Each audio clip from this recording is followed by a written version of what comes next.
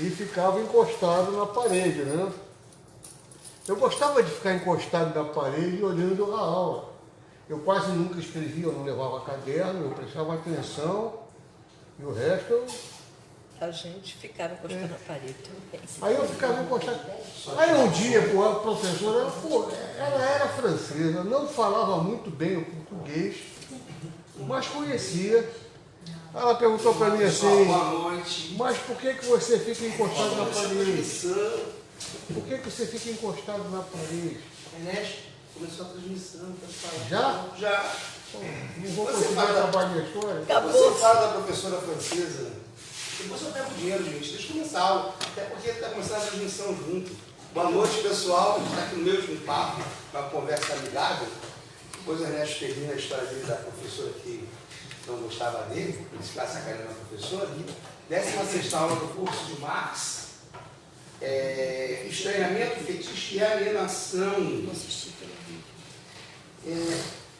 Eu falei para vocês que essa é uma parte que me interessa muito do marxismo, vocês têm ideia?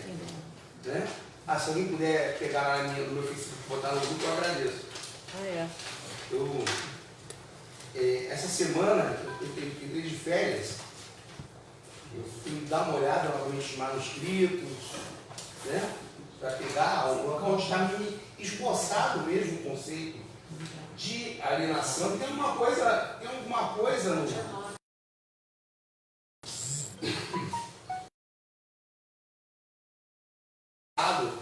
nos manuscritos, depois retoma nos Grundrisse, né? E essa é uma discussão muito importante, marxista, vou explicar o porquê que é importante. Tem um livrinho que eu já sugeri para vocês, do Leandro Conde. Eu sugeri para vocês do Leandro Conde, que se chama...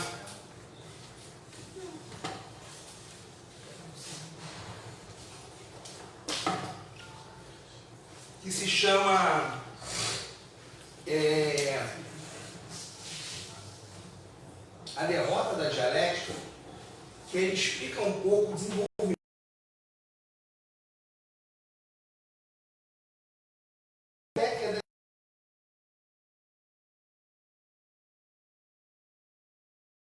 do Congresso em 56, não racha do PCdoB.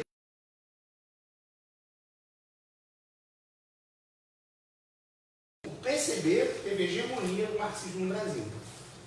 O marxismo no Brasil era muito fraco.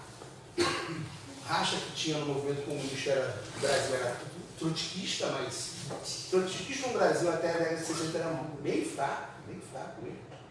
Não era um movimento considerável, havia já muitos trotskistas, mas não era uma coisa assim forte. Então, o PCB tinha monopólio, acho que hegemonia. Tinha um monopólio do marxismo no Brasil. E como chegou esse marxismo aqui, para o estado desse marxismo? Eu sempre faço uma ressalva que é a seguinte: uma coisa é discutir a teoria, outra coisa é discutir a prática.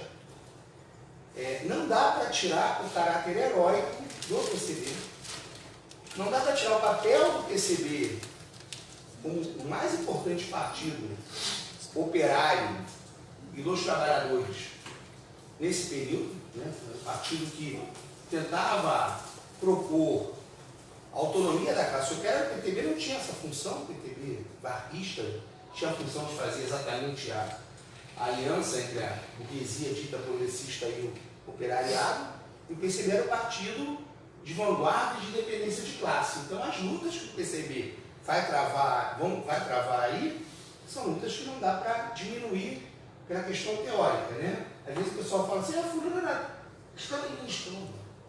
Até o 20º Congresso do PCU, todo mundo que tivesse um movimento comunista internacional é stalinista. Só tinha isso. Então o stalinismo, que parece um xingamento, a gente tem que ver com muito cuidado. Por exemplo, toda a resistência da Segunda Grande Guerra Mundial era stalinista. Toda. Os maquis na França, os partisanos, tudo era comunista. Os comunistas eram stalinistas.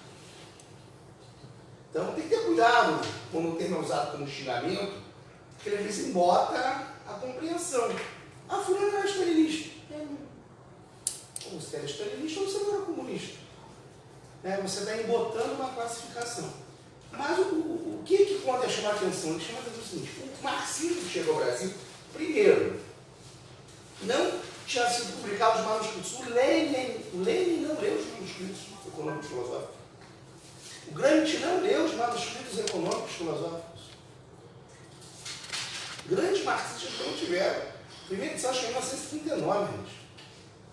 Lenin e Gramsci já mortos, saem os manuscritos. O Lukács não. O Lukács trabalhou no Instituto de... Por isso que o Lukács é tão importante. Ele trabalhou no Instituto de Marxismo e Leninismo da União Soviética. E ele teve acesso a todos esses textos. Ele teve acesso à obra inteira do Marx. Não sei se ele leu a obra toda, mas ele teve acesso. Marx e Lenin, então até antes.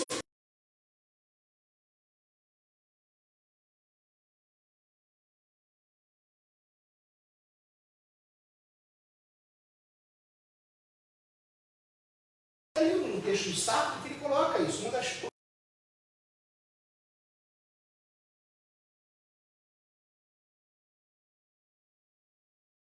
Que é a base do socialismo. O marxismo como teoria são reflexos disso. Existia um marxismo oficial.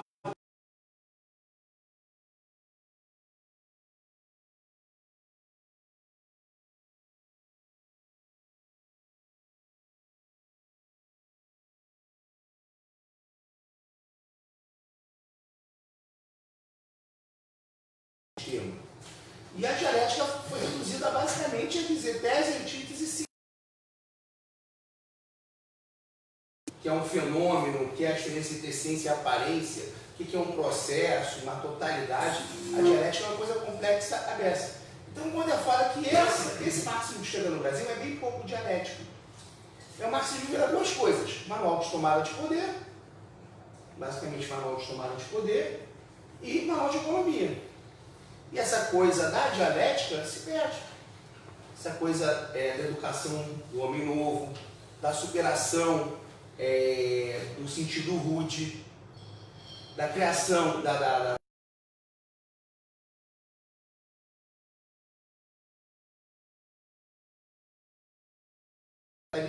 de pré-história da humanidade. Marx fala que nós estamos na pré-história da humanidade. Nós estamos na pré-história. O Marx é muito dialético, mas o que ele faz, elogio danado do capitalismo, fala o capitalismo rompe com o patriarcalismo, rompe com a organização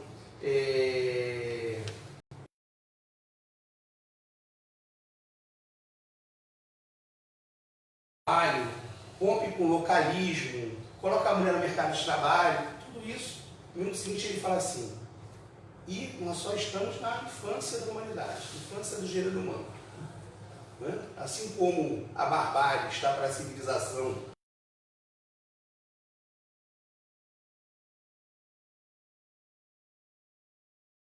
quando a gente superar o capitalismo, é uma...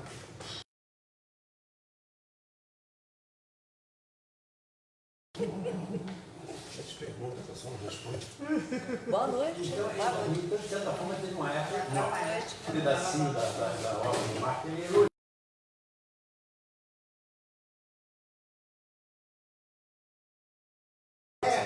O Marx não era contra o capitalismo, o capitalismo era mau. O Marx era contra o capitalismo, ele atravancava, inclusive, o avanço das forças produtivas. Qual é a grande contradição do capitalismo? A produção é sempre social. Não existe produção que não seja social.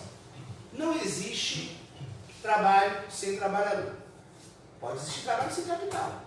No sentido da função que o capitalista executa. Você pode ter uma determinada fase em que as forças produtivas já estão maduras, você acaba com o capitalismo, acaba com o capitalista e a divisão, a distribuição passa a ser social. O trabalho é social, a distribuição é social. O capitalismo não é ruim, não é mau, o capitalista, vou acabar com o capitalismo é malvado. Mas nunca falou isso.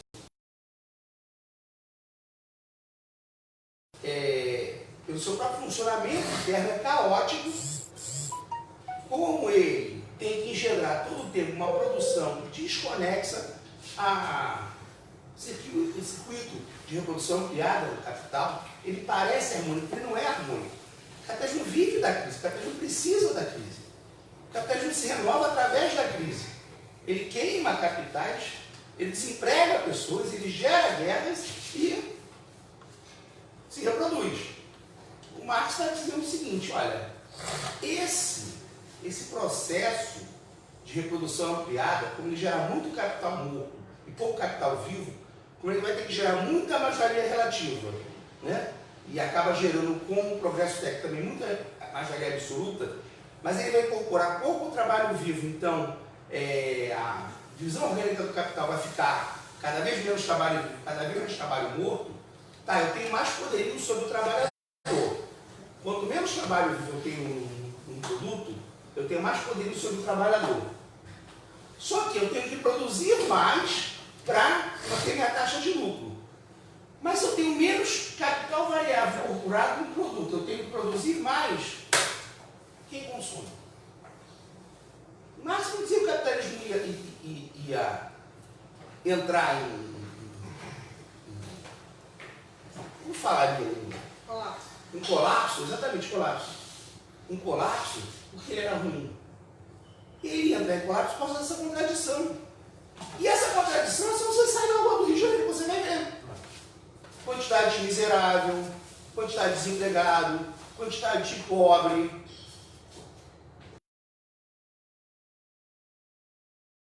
Tem que parar de chamar o capitalismo mal de neoliberalismo como se houvesse um capitalismo bom. A esquerda se viciou nisso. O padre, por isso, se chama capitalismo. Neoliberal, não. Capitalismo. Capitalismo. Isso é intrínseco ao capital, não tem como fugir disso. Você pode colocar diques, como foi o governo Lula. Você pode ignorar durante o tempo. Mas, por exemplo, tem um artigo fantástico, acho que não sei se é do André ou é um dos Siemens, ou do Peter, né? Que ele fala dos limites do lulismo. O Marigoni e, acho que é o André antes de morrer, os limites do lulismo. O que é limite do lulismo? Limite do pacto de classes que foi feito. Não é do povo. É do povo. Não é. Não é. Então é do filho, né? É. Então, do André, né? É, André. Do André Singer. Ele fala dos limites do. Porque a gente parou de fazer análise de classe. De aliança de classe, onde a gente parou de discutir onde está a classe. A gente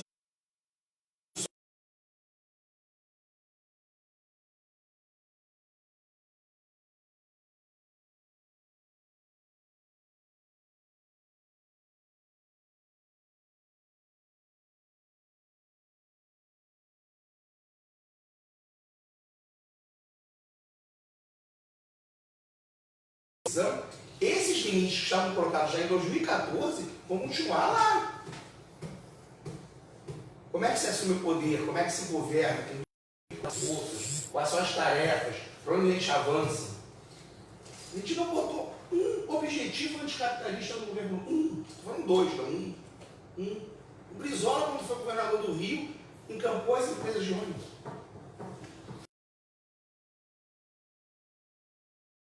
Dizer que a gente não fez nada, não fez coisa pra cacete. Mas a gente teve medo de propor qualquer tarefa anticapitalista. Muito bem.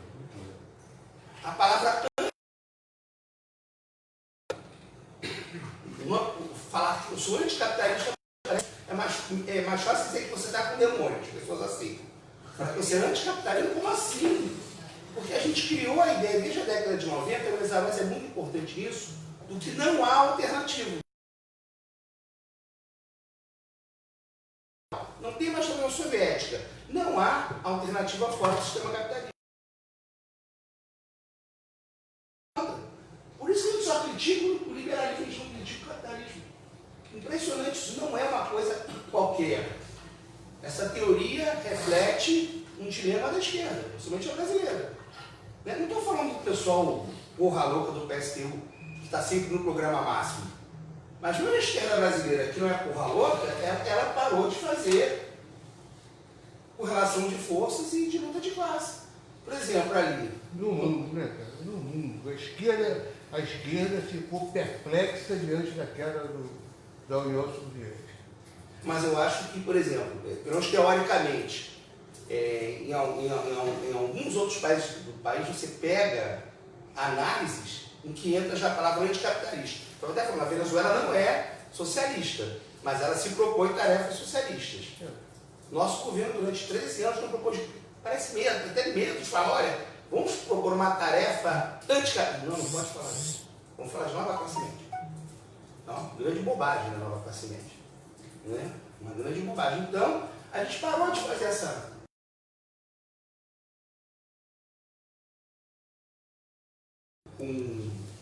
O programa máximo do tempo, porque era fácil, pô. Qualquer briga de bar é sinal que a gente está numa situação pré-revolucionária. São dois caras na porrada ali na esquina, né? Um era flamenguista, outro vascaíno, os caras queriam dizer que a revolução está às portas do Palácio do Planalto. Né? E não é verdade. Se a gente for analisar as condições do Brasil, a gente está muito mais perto do fascismo que do socialismo. A gente entrou na antessala do fascismo, a gente já está na beirinha do túnel. Está vindo uma luz, o problema é que essa luz pode ser uma locomotiva para atropelar a gente. A gente está muito longe do socialismo. A luz que está no fim do túnel pode ser uma luz muito perigosa, pode ser aquela locomotiva do Papalégua que vai porrar a gente. Então, é muito importante, porque parece que o problema do mundo é o neoliberalismo, não o capitalismo. Parece que há uma alternativa ao neoliberalismo. Por exemplo, a América Latina não tem. Estados de bem-estar social na América Latina, né, se você doar todas as suas empresas, como a gente está doando, para a Europa, e a gente retomar o poder, não tiver um programa corajoso de falar assim, quero a Embraer de volta, quero a Vale do Rio Doce de volta, quem é que vai financiar? Tem uma empresa produzindo porcaria nenhuma. Se a acumulação de capital desses países se faz lá na Europa, você vai sustentar o estado de bem-estar social da Europa, e não do Brasil. Fantástica realmente na Europa, a gente tem que ver o seguinte, né? Tinham três condições, pelo menos, absurdo do comunismo, absurdo, um medo. A Europa tinha virado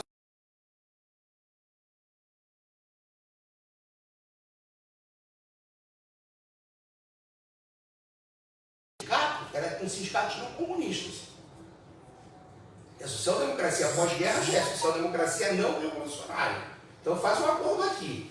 E onde foi dizimando o Partido Comunista, sem precisar matar, sem precisar bater. Está todo mundo ganhando? Não quero conversar com os comunistas.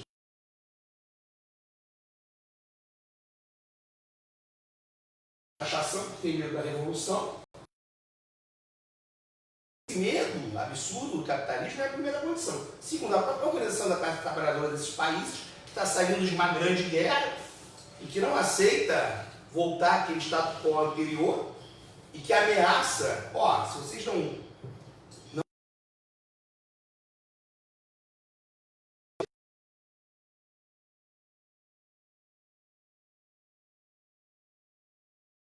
aqui fazer a repartição dos meios de produção. E a terceira condição que ninguém fala é a exploração do terceiro mundo.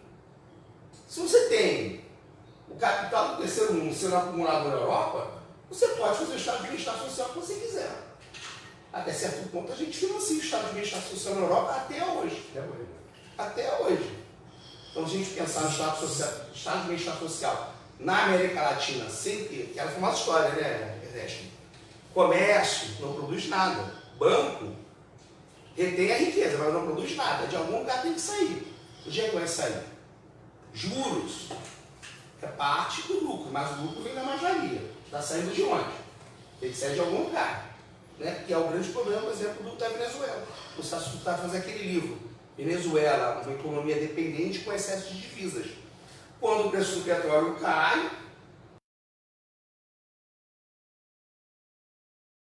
centro-esquerda, centro-direita, centro de macumba, se é comunista, se não é comunista. O grande problema da Venezuela foi o dumping do petróleo. Estados Unidos e Arábia Saudita fazendo aquele acordo, produzindo em excesso de petróleo, para o preço do petróleo cair para atingir Irã, União Soviética não, Rússia e Venezuela. Quando o preço do petróleo estava perto de $100, o governo Chaves fazia redistribuição de renda rindo, de orelha a orelha. Chaves na alta da popularidade.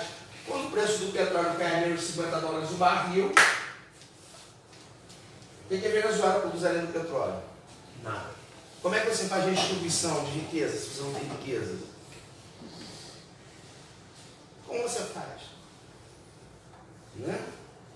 Então, o estado de bem-estar social depende de você produzir alguma coisa. Não dá para fazer estado de bem-estar social se você não tem nada. Você vai redistribuir o quê? Né? Mas não faz de feitiço.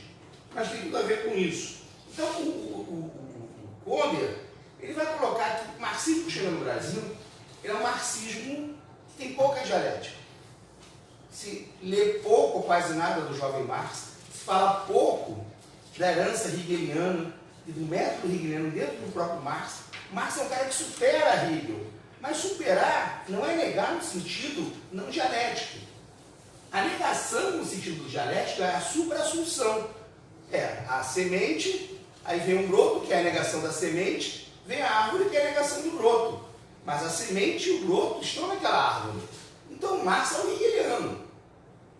A negação que Marx faz de Hegel é ele retirar a ideia de que o mundo é a objetivação da ideia, e é muito engenhoso. Hegel é muito engenhoso. Né? A alienação para Hegel é uma coisa muito doida, porque ele é idealista, mas o idealista é muito engenhoso. Muito engenhoso. Então você tem a ideia.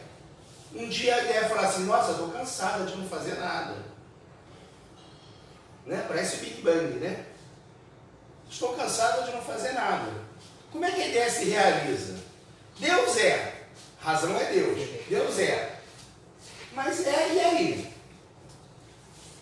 Um ser sem predicado. Sabe que Deus é o único ser sem predicado, né? Deus não precisa de predicado, Deus é. Mas se Deus é, como é que ele se realiza? Troca Deus pela razão.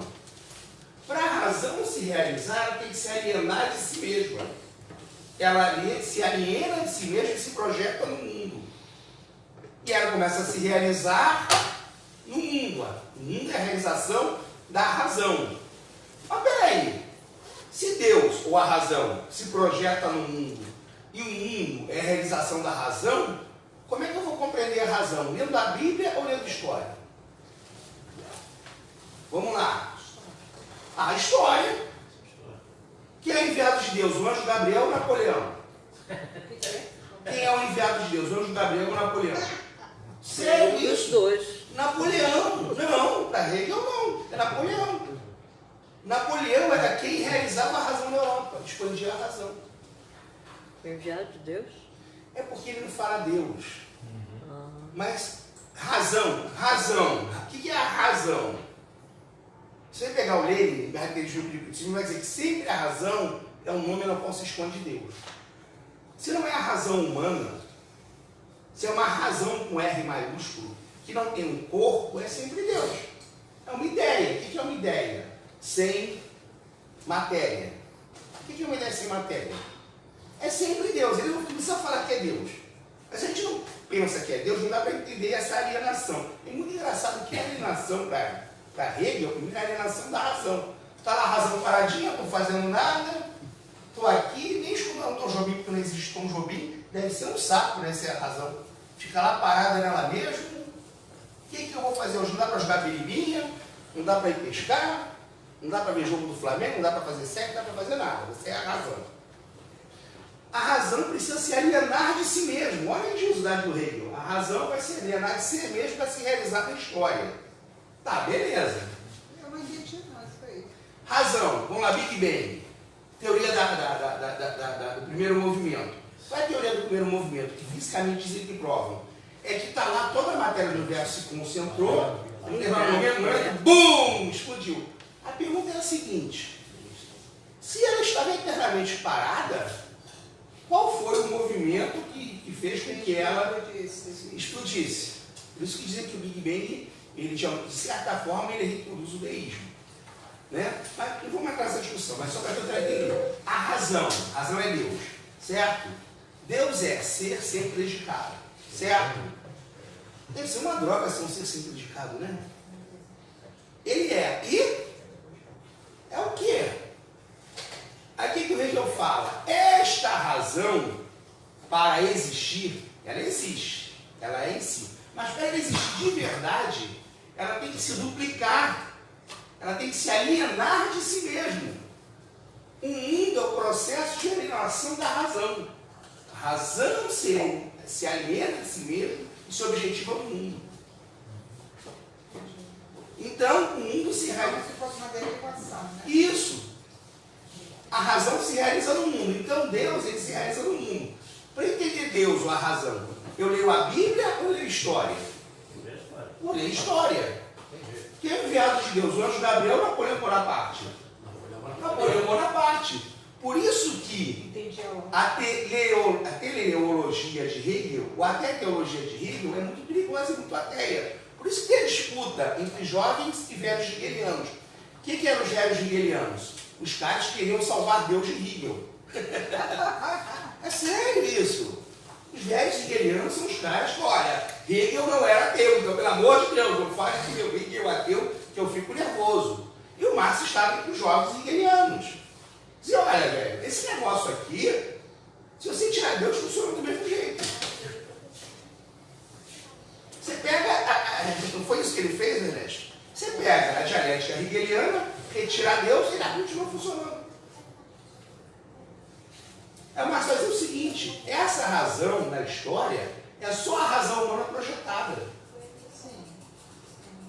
Essa razão humana não é a razão de Deus, é a razão humana projetada. Se é a razão humana projetada, onde é que está o lugar de Deus nesse mecanismo? Não tem. Hegel é um idealista extremamente materialista. Entendi. Qual é o livro que tem essa lógica de Hegel? Para começar a ler Hegel, eu sugeriria que você lesse algumas coisas que é dialética, para compreender Hegel, mas a fenomenologia do espírito. Fenomenologia do espírito. O espírito, a razão do espírito, olha, espírito. Espírito. Entendeu? Agora, ele não vai falar de Jeová, de Deus, dos anjos, ele está falando de Deus de uma maneira muito filosófica. É o Deus de Aristóteles. Deus de Aristóteles é o Deus preguiçoso. O que o Deus de Aristóteles faz no mundo? Absolutamente nada. Ele é um moto perpétuo. Ele é um motor que faz o mundo girar. Mas para você entender Deus, você tem que entender o mundo, porque não tem uma lógica de Deus em Aristóteles. Se você entender a lógica do mundo, as leis que regem o universo, você entende Deus. Então dizem que Aristóteles, na verdade, é um materialista envergonhado. Por isso que Marx pega tanto para Aristóteles. Sim, é um materialista envergonhado. Uma boa sacação. Sim, o Marx vai falar que o Hegel também, até certo ponto, ele é um idealista, mas ele é um idealista que tudo que ele faz leva para o materialismo. É igual a Spinoza. Spinoza cria um Deus que é um Deus interpessoal e não personificado. Ética à maneira dos geômetras. Se eu tenho uma ética que vale para candomblessista, católico, protestante, ateu, para todo mundo, eu preciso mesmo de Deus para essa ética? Por que ele foi expulso da sinagoga? Ele vai falar que Deus é essa ética. É só tirar Deus. Eu crio uma ética que vale para todo mundo, independente da religião, isso não se baseia em nenhuma religião, em nenhuma teologia. Para que serve Deus? O Marx falava, o Lenin também, Spinoza é um materialista envergonhado, um agnóstico. Deus está ali porque ele não quer perder a fé. Ele fala, Deus está aqui. Serve para quê? Para nada, mas está aqui. Está aqui do meu ladinho, coisa e tal. Rezo para ele, você pega Kant, cara. Deus para Kant só serve para rezar, porque ele não faz nada também. O primeiro a fazer a crítica foi o Feuerbach. O Feuerbach vai fazer uma crítica violenta. Quando ele diz Não foi Deus que criou o homem à sua imagem, foi o homem que criou Deus à sua imagem e semelhança. Todos os jovens hegelianos vão sofrer influência de Feuerbach. Feuerbach. Só que aí o Marx vai se separar de Feuerbach. Por quê? Os jovens hegelianos, qual era a briga deles? Os jovens hegelianos, os velhos hegelianos, defendiam o espírito como razão, como Deus, e diziam que Hegel era deísta. É verdade. Os jovens hegelianos queriam tirar Deus de Hegel. O Marx chega no momento e fala assim, a grande questão não é saber se Deus existe ou Deus não existe. A grande questão é saber por que o mundo necessita duplicar o mundo, no mundo terreno e no mundo espiritual. E as razões para essa duplicação são razões materiais, não são razões espirituais. Então ele fala, no lugar de eu brigar contra a religião, vou brigar contra o capitalismo. Se eu acabar o capitalismo, eu acabo com a religião. Se é verdade ou não, não sei. Mas a lógica do Marx é essa. Estou dizendo que ele virou religioso. Ele disse, olha, eu não quero mais brigar com a religião. Os livros do Marx são ateus e ateizantes. Mas o lugar dele de luta não é lutar contra Deus. O meu negócio não é ficar brigando contra Deus. Até porque se Deus é só um espectro, eu estou brigando contra um fantasma, uma sombra. Eu tenho que brigar contra as contradições na vida material. No momento que eu conseguir dissipar essas contradições, eu consigo, tanto que nos países, em geral, nos países de desenvolvimento material maior, o número de ateus cresce. Pegar a Noruega, a Suécia, a Finlândia, o número de ateus em geral cresce. Porque essas contradições... O que o Marx fala, inclusive, é o seguinte, se você vive num mundo caótico, em que a qualquer momento você pode perder seu emprego, a qualquer momento você pode passar, você passa a acreditar em tudo que é espectro. Desespero. Então você, nível cultural baixa, pensamento mágico toma espaço. Então se você melhora a condição material e intelectual das pessoas, a religião acaba por si mesma. Ele resolve isso. O melhor dele sobre isso é a questão judaica. Para entender bem qual a posição do Marx real sobre isso é a questão judaica, porque ele coloca o seguinte, o Bruno Bauer, o Marx foi acusado de antissemita. Marx, filho de um judeu, foi acusado de antissemitismo por causa desse livro. Eu vou explicar qual a posição dele nesse livro. Tem a ver com fetiche e alienação. Bruno Bauer, os irmãos Bauer escrevem um livro que é basicamente, esse sim é um livro antissemita. Porque na Alemanha, por exemplo, o pai do Marx mudou de nome porque ele era judeu e teve que se converter. A mãe do Marx não era judia. Eu acho que não, mas o pai era. A mãe dele era. Ele foi obrigado a converter-se. Por que o pai do Marx se converteu? Porque ele vinha andando, viu Jesus e caiu de joelhos. Se ele não poderia ocupar nenhum cargo público. Os judeus estavam proibidos de ocupar cargos públicos na Alemanha. Uma série de ofícios. A Alemanha era um país não laico. Então, ele era advogado, ambicioso, não querendo ser mais ambicioso, bem colocado, inclusive. Ele precisou abrir mão da religião dele, se tornou cristão. Faltou sobre ele, se tornou cristão. E aí o Bruno Bauer, ele diz o seguinte, né? Aí ele pega Feuerbach, o Bauer. Ele fala que o cristianismo é aquela história do hegelianismo, das fases, das idades, mas uma análise muito mecanicista. Que o judaísmo seria uma fase anterior ao cristianismo em termos de religião. Que o cristianismo é uma religião universal, o que é verdade, o judaísmo não. Então, como o cristianismo é uma religião universal, olha o pensamento do Bauer, pode ser antissemita, mas é engenhoso. Como o cristianismo é uma religião universal, o judaísmo é uma religião particular, quem é salvo no judaísmo? O homem tem que cortar um pedaço do pênis. Se não cortar a penizinha no pênis, não vai ser salvo. Só quem é da nação judaica. No cristianismo, quem é salvo? Todo aquele que crê. É uma religião universal. O que o Bauer faz? Ele passa a apoiar a proibição do Estado alemão dos judeus exercerem certas profissões. Porque ele diz que se o cristianismo é universal, é um degrau a mais na escala de evolução humana antes do ateísmo. Então ele fala, bem, se esse pessoal não quer aceitar uma religião universal, eles que fiquem privados de exercer cargo público. É isso. Isso é antissemita mesmo. Aí o Marx ele faz o seguinte, e aí o antissemitismo de Marx não tem nenhum sentido. Ele é muito esperto. Ele fala que o judeu está sendo privado de certas profissões porque ele já foi colocado numa função sórdida pela sociedade capitalista, que na verdade incorporou o espírito judaico nela. O espírito judaico que ele está falando é de banqueiro. Porque como os... Pois é, eles se desenvolveram como banqueiros. Deixa eu só explicar. Como eles foram privados, não todos, né? Não todos os judeus, como eles foram privados de certos ofícios e ficavam do lado de fora das feiras, eles se especializaram no comércio de dinheiro. Mas o comércio de dinheiro é uma manifestação do próprio capitalismo. E ele vai dizer o seguinte: vocês querem acabar com esse aspecto sórdido do judaísmo? Ele não está falando da religião, está falando do banco. Acabe com o capitalismo. Mas enquanto houver uma república, é injusto deixar que alguém, ou fazer com que alguém tenha um privilégio por professar essa ou aquela religião. Na verdade, ele não está sendo antissemita em nada. Ele está dizendo, não, o judeu tem direito a ocupar o cargo público que ele quiser. Vocês querem acabar com a manifestação sórdida do judaísmo, que seria o ser banqueiro? Acabe com o capitalismo.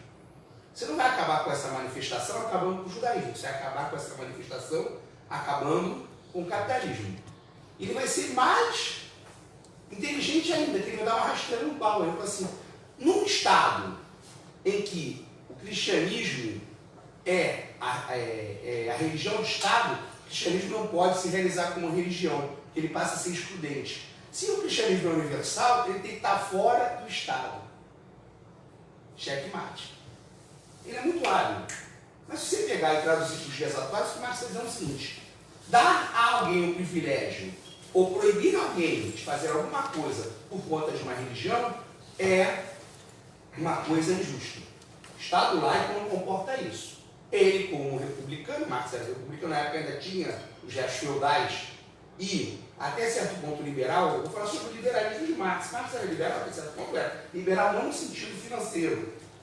Ele não vê razão para o judeu ser privado de participar da sociedade alemã. E diz que a sociedade alemã só será uma república de verdade quando acabar com essas distinções.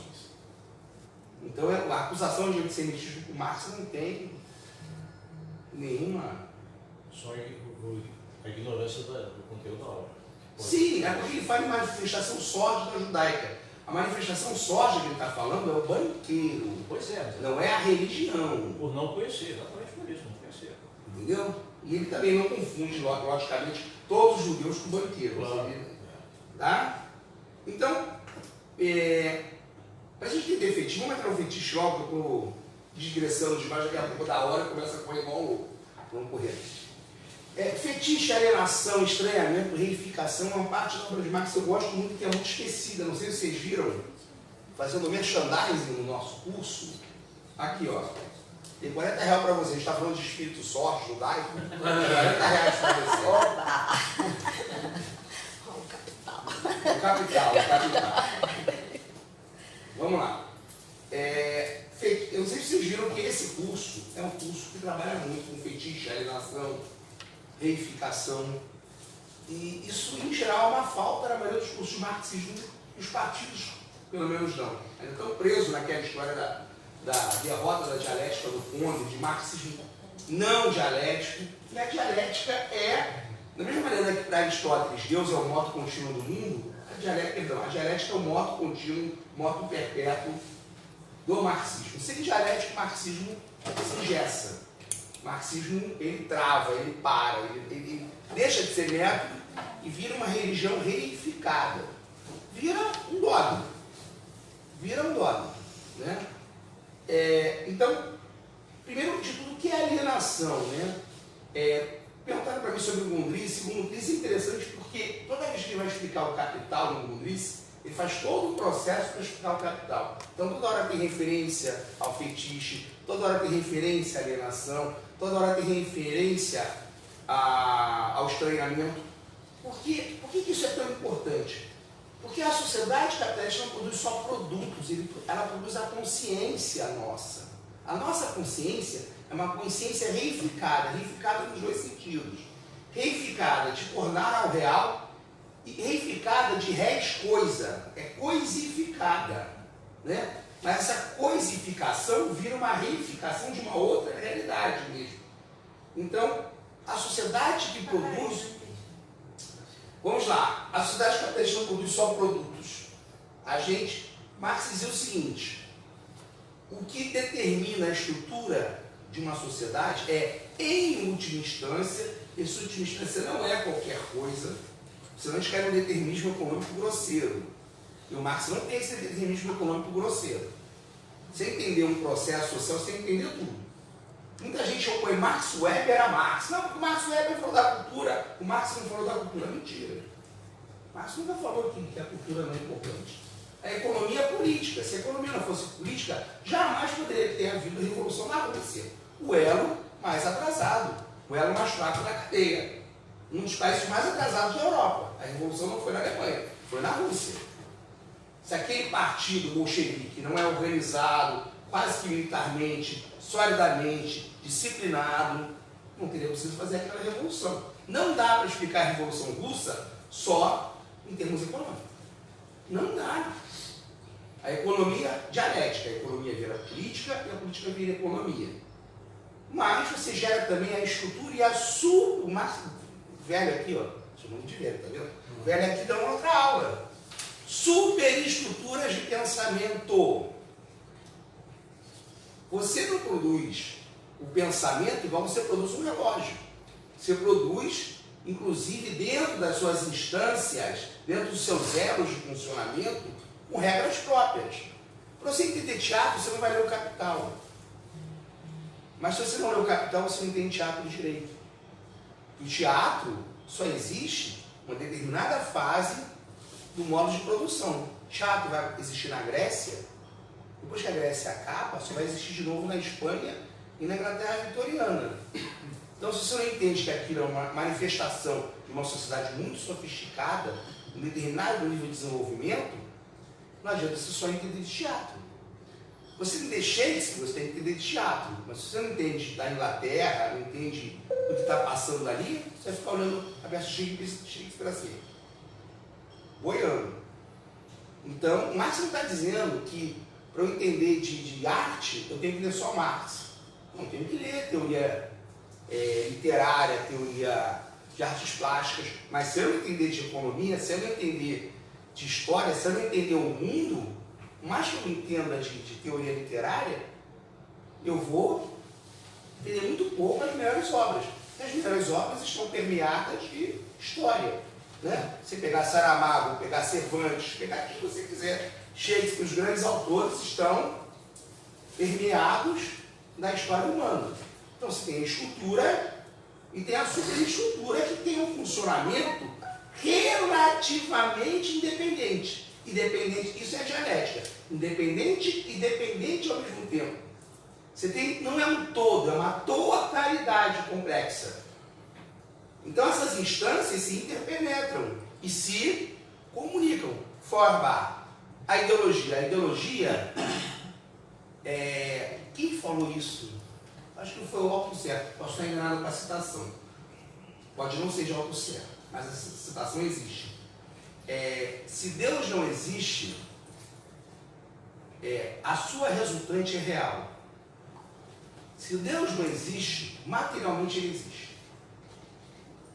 Os reflexos da religião na vida são palpáveis, são concretos. Então, mesmo que você, Deus não existe, mas para a gente não existe. A ideologia, a superestrutura, que você pode pensar que é uma coisa muito abstrata, a ideologia dá para cortar com um pedaço de faca, é muito concreta. Os resultados, reflexos dessa ideologia na vida, o que mantém, por exemplo, Bolsonaro? Se você não for analisar a influência hoje das igrejas neopentecostais, dessa ideologia neofascista disfarçada de cristianismo, você não consegue entender o fenômeno Bolsonaro. Repete. Se você não for analisar... Se Deus não existe, ele se... Se Deus não existe, os resultados da crença neles são concretos, reais, são, entendeu? A religião tem ideologicamente um resultado muito prático que afeta os aparelhos ideológicos do Estado. Então a superestrutura de pensamento, ainda que ela não determine para onde vai a sociedade, ela codetermina.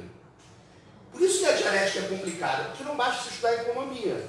A economia do Brasil não é muito diferente da economia da Bolívia. Mas se você não vai lá estudar as diferenças entre Brasil e Bolívia, cuidado com as besteiras que nós falamos. A gente começa a falar coisas que são preconceituosas e racistas. A gente fala, a esquerda fala, a Bolívia explode porque tem um povo aguerrido e o Brasil não explode porque tem um povo de segunda categoria. Isso é racismo. Nós estamos falando igual os nazistas. Tem diferença de DNA no povo brasileiro e no povo boliviano? Se você não vai entender, é a preguiça de pensar, basta você falar isso. Ah, aqui não acontece nada porque a gente tem esse povinho. Você nunca fez nenhuma análise do capitalismo brasileiro, da correlação de forças, de como as classes estão estruturadas, de como a ideologia está penetrante, como os aparelhos ideológicos estão alicerçados. Você solta essa frase e pronto, não precisamos analisar nada. E está dado eternamente. Vamos embora para casa. A gente vai fazer formação. Se o povo brasileiro é um povo de segunda categoria, se ele é cordial para sempre, se ele nunca vai se revoltar, o que a gente está fazendo nessa sala de aula? Já que aula de fetiche, a gente está se machucando. Pode ser masturbação ideológica. Masturbação ideológica, sim. Estamos numa masturbação ideológica. Sim, concordo contigo. Mas é importante falar isso, porque esse é o tipo de dialética preguiçosa. O Sérgio Buarque, jogando no livro dele, ele tem passagens lá que ele fala que o povo brasileiro é pouco inteligente. É o quê? Pouco inteligente. Para Eu algumas coisas. acho o seguinte, Não estou dizendo que ele tem razão, não. Acho que ele não sei. eu não sei se essa leitura do Sérgio é melhor, mas eu não quero entrar nessa discussão do Sérgio Buarque. Deixa pra lá. Tem outras leituras do Sérgio Buarque, talvez algumas até irônicas. Eu sei que o Gessé de Souza baseou muito a obra dele no ataque ao Sérgio. Eu estou falando do livro do Sérgio Buarque mesmo. Sim, o Sérgio Gessé de Souza, ele tem parte do Na introdução do... tempo inteiro. Né? O Sérgio Buarque... Mas eu não, senão eu vou sair completamente da... O Lenin, para fazer a revolução na Rússia, ele escreveu um livro chamado Capitalismo na Rússia. Capitalismo o quê? Na Rússia. Ele foi estudar todo o processo As político, origens do capitalismo na Rússia. mas ele vai estudar todo o É o processo próximo. desse tamanho. E vai... É muito legal, mas ao mesmo Ele- tempo o capitalismo Eu tenho. é dependente, né? Em espanhol. Sim, mas olha só, Não sei se tem o algum. Lenin, ele não vai fazer uma revolução falando assim, Nossa, o desse povo russo é tamanho. muito Cheio atrasado. de gráficos, de mapas, O povo russo é de muito... tabelas. O povo russo era muito credo, era muito atrasado, tinha um grau de analfabetismo muito grande. Ele não ficou lá se lamentando com isso. Ele foi, por exemplo, estudar como era a organização do capitalismo na Rússia. Ele tem um livro chamado Aos Pobres do Campo, onde ele analisa, é um livro menor, onde ele analisa a estrutura do campo na Rússia. Sim, se você quer fazer política num determinado país, você tem que conhecer como é que funciona as forças produtivas do seu país. Em vez de ficar repetindo essa lamúria, que é uma espécie de reificação. Ah, o povo brasileiro é muito acomodado. Ah, eu tenho inveja da França. Você vai pegar a história da França, vai pegar o que aconteceu lá, vai pegar a estrutura de classe, e aí você, por exemplo, se você trabalha com essas coisas que são indefinidas e para sempre, você não consegue explicar, por exemplo, o que bastiões do Partido Comunista Francês hoje são bastiões do movimento fascista, do movimento de ódio ao estrangeiro. Peraí, como é que é? Se você trabalha com essas categorias absolutas e permanentes, você não vai conseguir entender porque na França, Bastião, isso tem estudo mostrando, onde o Partido Comunista Francês tinha muito voto, quem ganha voto agora é o Sarkozy. Quem ganha voto? Sarkozy. Le Pen. Hã? Le Pen. Por quê? No Nordeste da França tinha muitas minas de carvão.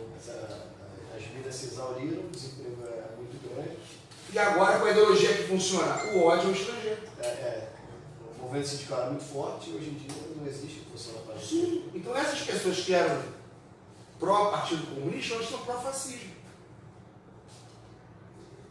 Se você trabalha com uma coisa permanente, um francês estático, vai existir universalmente, você não entende o movimento da classe. Não pode ser permanente, ser um movimento. Sim, mas a gente trabalha com isso. Quantas pessoas de esquerda falam? O Brasil não tem revolução, a Ernesto vive batendo isso, que o povo brasileiro é acomodado. Aí tem um povo brasileiro dado para sempre. Dado eternamente, fixo, rígido, você não precisa estudar. Não dá para ser. Olha, a última vez que eu escutei esse discurso. Não, porque o brasileiro é acomodado, o brasileiro. E o cara é professor, hein? A pessoa que falou isso para mim, professor. E vem cá, meu amigo, o que você conhece, por exemplo, da Confederação dos Tamoios? Você já ouviu falar na República Comunista dos Guaranis? Revolta O dos que você Malês, conhece Cabinhos. da balaiada? E da cabanagem? A Revolta do Malê? A Confederação do Equador? Né? Você já ouviu, já conhece? O cara ficou olhando para mim com uma cara de babá. Eu digo, vem cá, você sabia que Mao Tse-tung, quando bolou lá a Grande Marcha, ele usou ensinamentos do Prestes com a coluna Prestes? Você sabia disso? Ah, mas, pois é, meu, então vai ler um pouquinho só um pouquinho, não precisa ler muito não. Então não vem me dizer que o povo brasileiro é bobão, acomodado, não venha me dizer isso. É porque a mídia passa o dia inteiro botando isso na sua Isso é cabeça. muito importante, Ernesto. Uma das coisas da, entre aspas, acomodação é você criar uma cultura dominante, fetichizada, em que a pessoa só se vê como ser sendo coisa.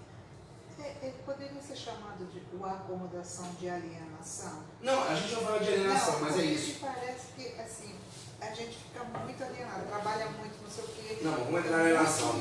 Porque se não define reificação e fetiche, isso, mas aquilo, ele depois faz o discurso. Eu estou fazendo. Não, você Tá, está é um fazendo processo. discurso, mas você ainda não definiu Não. o que é fetiche e o que é reificação. Você estava dormindo, Maria Alice. Quando eu estava falando,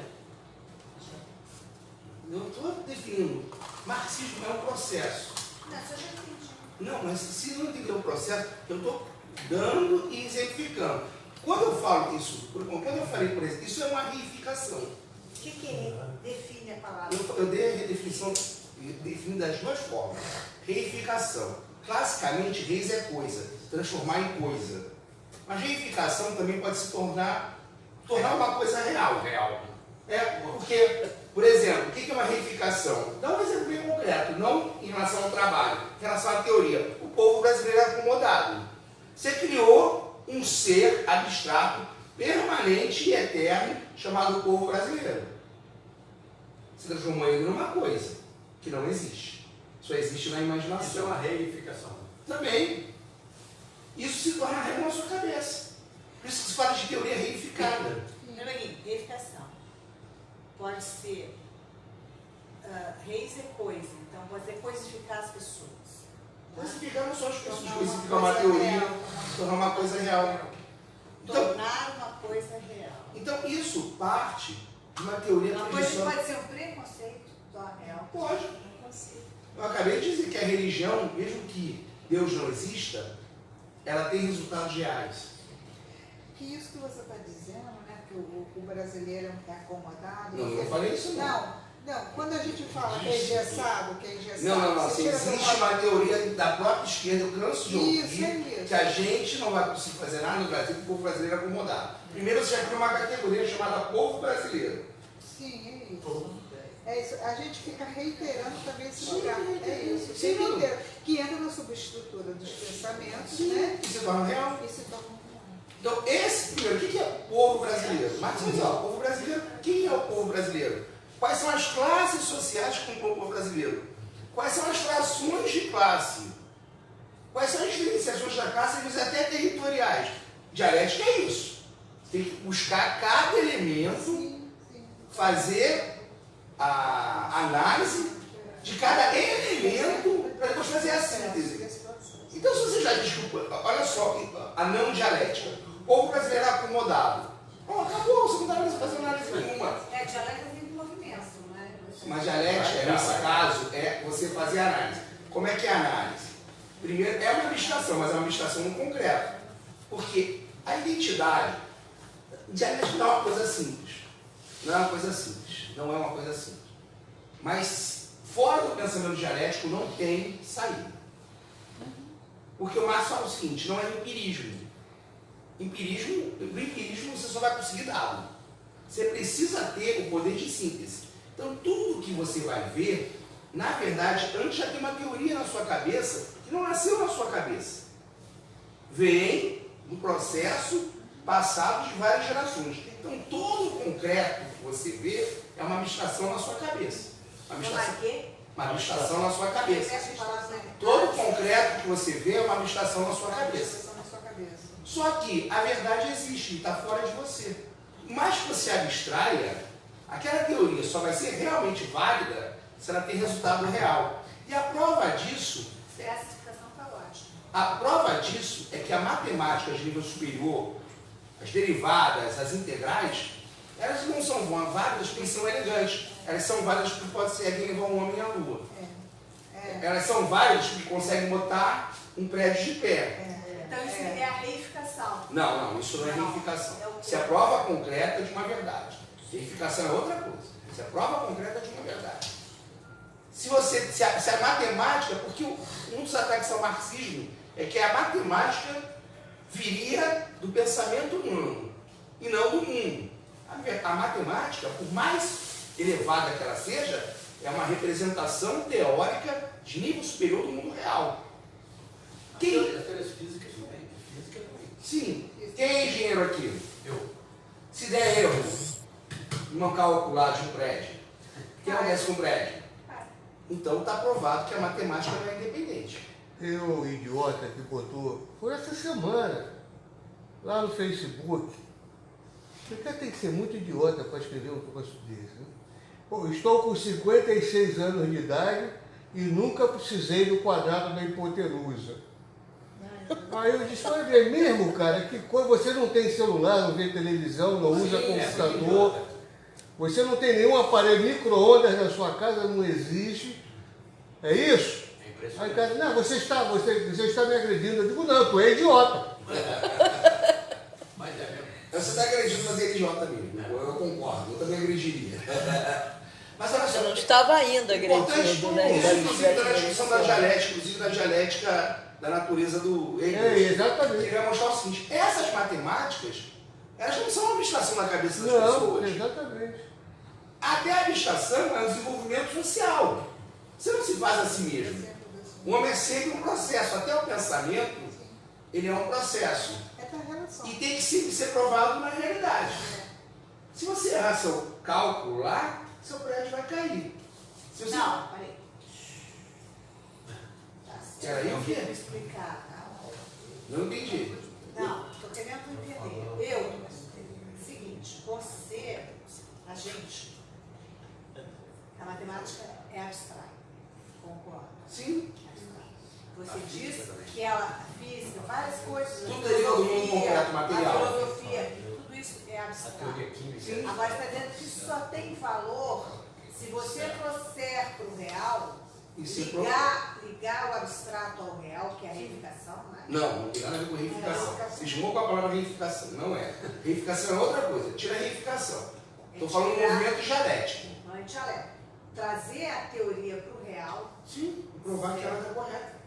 Mas isso não, você minimiza se você desconsidera a abstração da matemática, da Não te filosofia, considerei. da física. Não, pelo contrário, não te considerei. Eu falei que o movimento dialético é antes de ser concreto abstrato. E é uma abstração social. Porque o Marx fala que o grande erro do Feuerbach, não, peraí, deixa eu desenvolver. Não, eu tenho que desenvolver o seu pensamento. Se me cortar no meio, eu não consigo terminar. O Marx diz que o grande problema do Feuerbach é que ele vê o pensamento como algo passivo, como contemplação. E o seu pensamento é social. O seu pensamento não é seu, Maria. Todos os conceitos são sociais. Então, cultural. é um processo. É um Então, processo cultural, é o caldo cultural. Sim. Mais amplo que a cultura só. Sim, mas esse processo abstrato, É um processo ele só cultural. tem inferência de verdade se quando ele volta para o concreto, ele prova a sua validade. Se você for engenheiro da Petrobras e calcular errado lá a perfuração, você vai causar um acidente no oceano, vai vazar petróleo até acabar com o litoral brasileiro. Então essa matemática que parece muito abstrata, ela quando volta para o concreto, ela tem que... A teoria da relatividade do... A ciência toda. Sim, toda ela.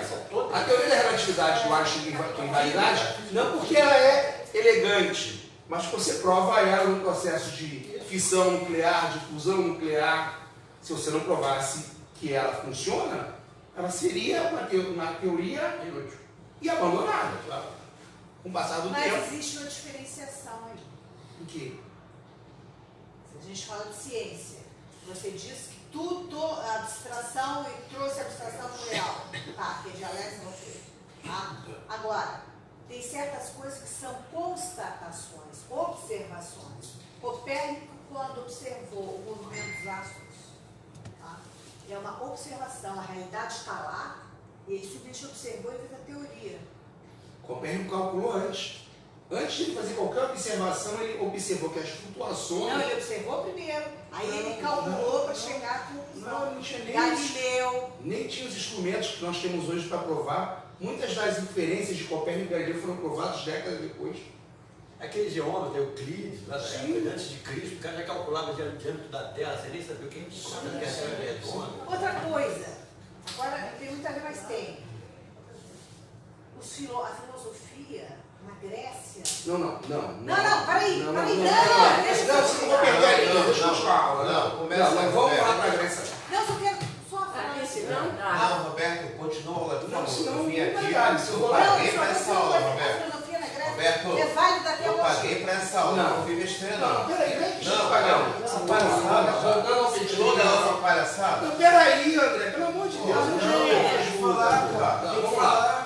Vamos lá. Toda aula é uma palhaçada, não histeria. A filosofia, desde o seu nascimento, ele reflete o desenvolvimento, sendo muito dialético. A filosofia nasce na Grécia por causa de quê? Pelo nível de desenvolvimento material do povo grego. Você tem uma classe ociosa que não faz porra nenhuma para ninguém, que explora os escravos, que acha que o trabalho é um castigo, que deplora o trabalho e que essa ultra exploração dos escravos dá a possibilidade de você ter gente que se dedica só a pensar. A filosofia nasce disso. Então não dá para afastar a filosofia, por exemplo, das contradições materiais de classe. E ela não é válida até hoje, não. Se ela fosse válida até hoje, a gente acreditaria, por exemplo, que as nossas ideias existem no universo paralelo. Eu vi uma...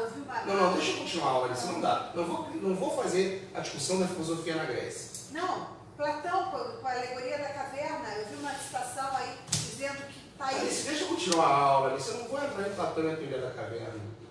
Não vou entrar. Não dá, eu não consigo vir para frente se eu for... Não, porque eu vejo vantagem você botar tudo dentro do mesmo saco.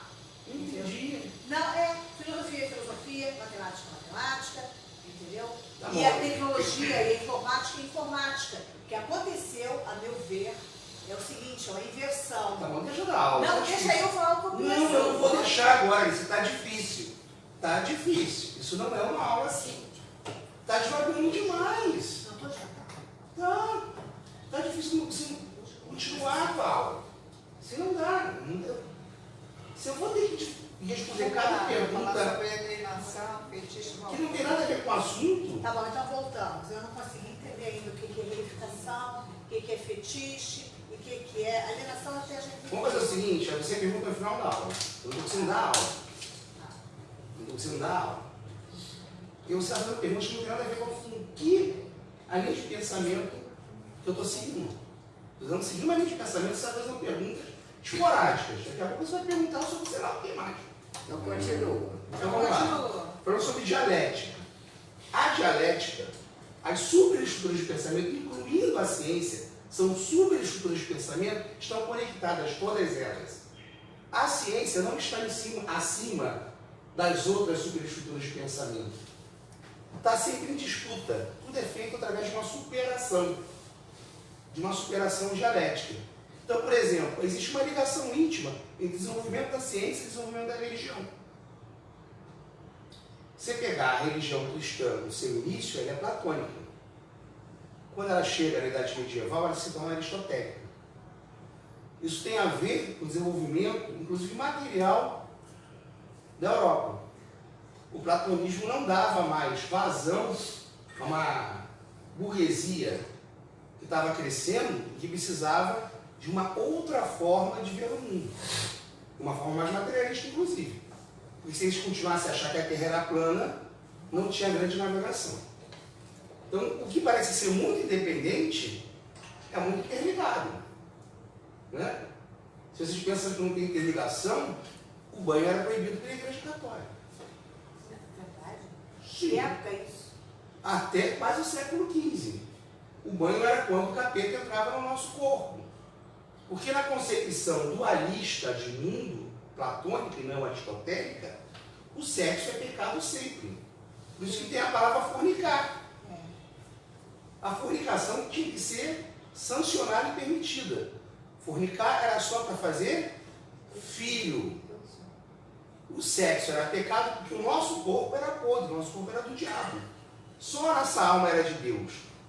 Já que você está falando que ele não tem ligação, tem tudo ligação. Só quando você tem uma evolução, inclusive a criação das universidades, o avanço das ciências naturais, se a Igreja Católica, no mundo modo de pensar dela, ela não existiria mais.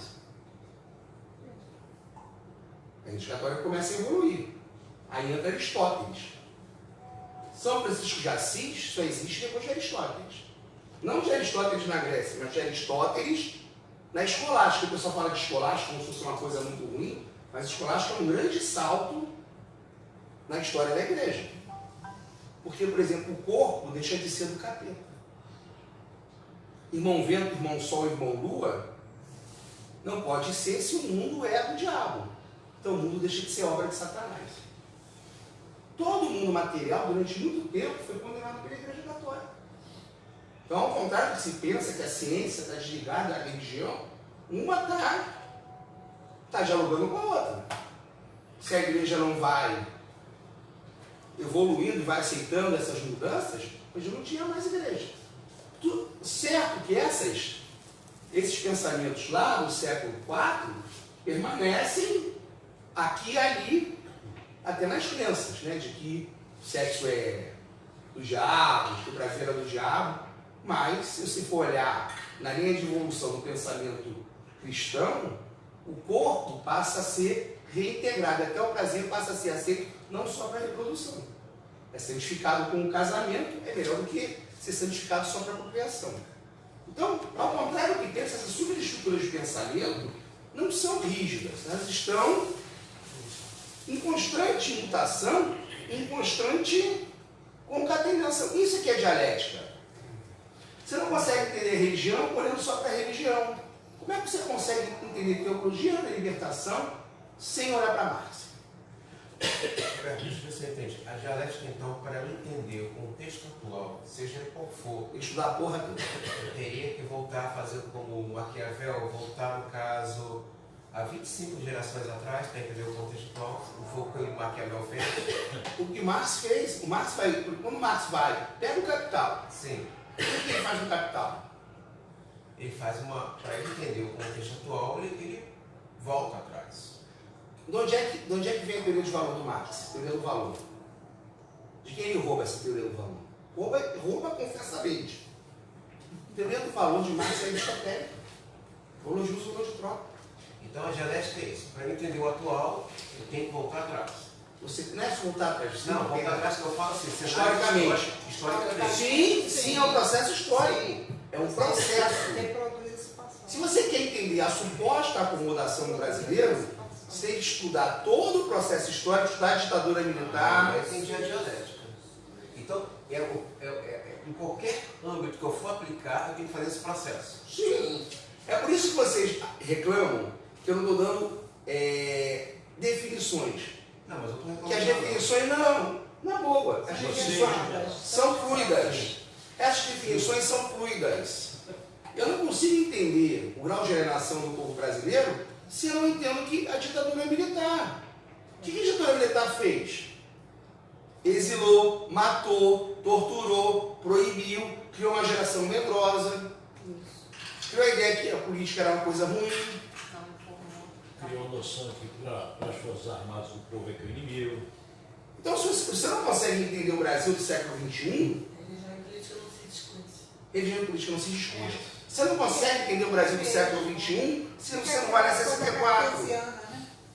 Você não consegue entender a violência contra as comunidades pobres se você não olha 64. Todo o processo de violência contra o morro, contra a favela, contra o gueto foi necessário em 64. Inclusive as milícias, que tinham outros nomes. Eram os grupos de terreno que tinham ligações com a ditadura militar. Eram sancionados e favorecidos pela ditadura militar. E tinha inclusive braço ideológico na TV. O homem do sapato branco. Acho que foi o Médici, se eu estiver errado, me corrijo. Tem uma frase que é marcante. Estudante tem que estudar, trabalhador tem que trabalhar e política para quem entende. Ponto final. Sim.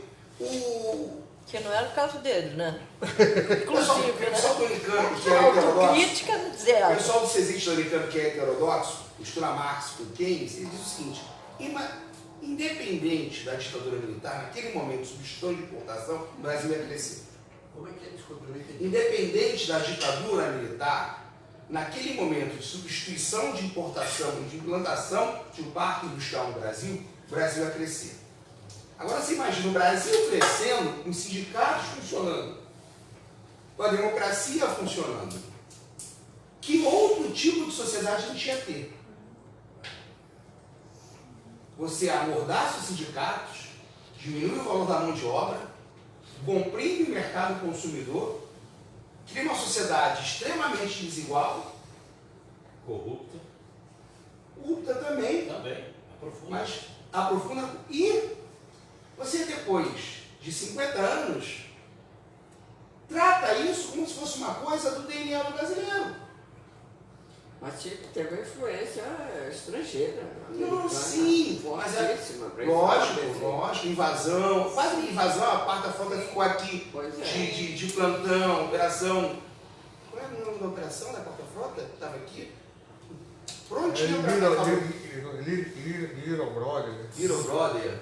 O quartelhão florestal estava aí na. Estava aqui, ancorado aqui pertinho do país. Quando a gente fala dessa fase aí da ditadura militar, eu acho que a gente sempre tem que falar primeiro. Porque a gente lembra do Costa e Silva, Castelo Branco, Médici, mas tem um negócio que precede tudo, que é a Escola Superior de Guerra, Sim, a criação da doutrina de segurança nascente de todo esse pensamento. A Escola Superior de Guerra são os velhos oficiais. Por trás da Escola do Panamá. Não, que foram diretamente lá para, como é que é? Escola das Américas, Panamá, Escola do fazer curso e voltaram. E criaram a tal da ideologia do desenvolvimento associado. Porque Getúlio tinha o bom ou bem, ele criou o desenvolvimento industrial, todo o pacto independente. Gosto ou não gosto de ver Getúlio, isso aí não dá para negar.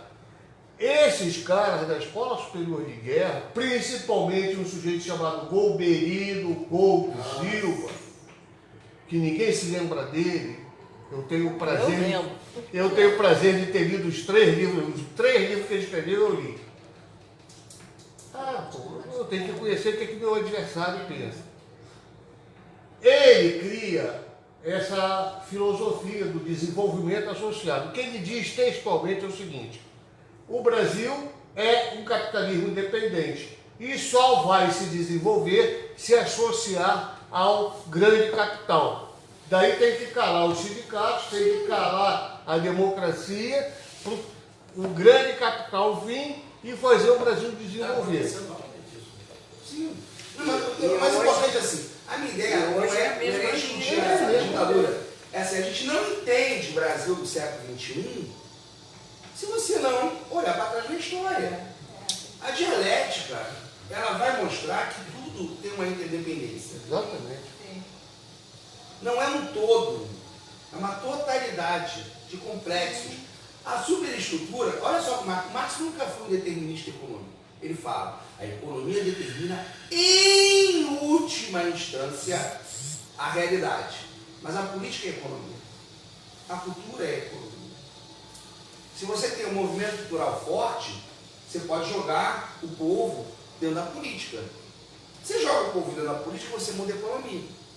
Se você tem hoje um povo organizado o suficiente para resistir à reforma da Previdência, a gente não tem nem reforma da Previdência. A gente bota 200 mil pessoas em Brasília no dia da votação da reforma, não tinha reforma.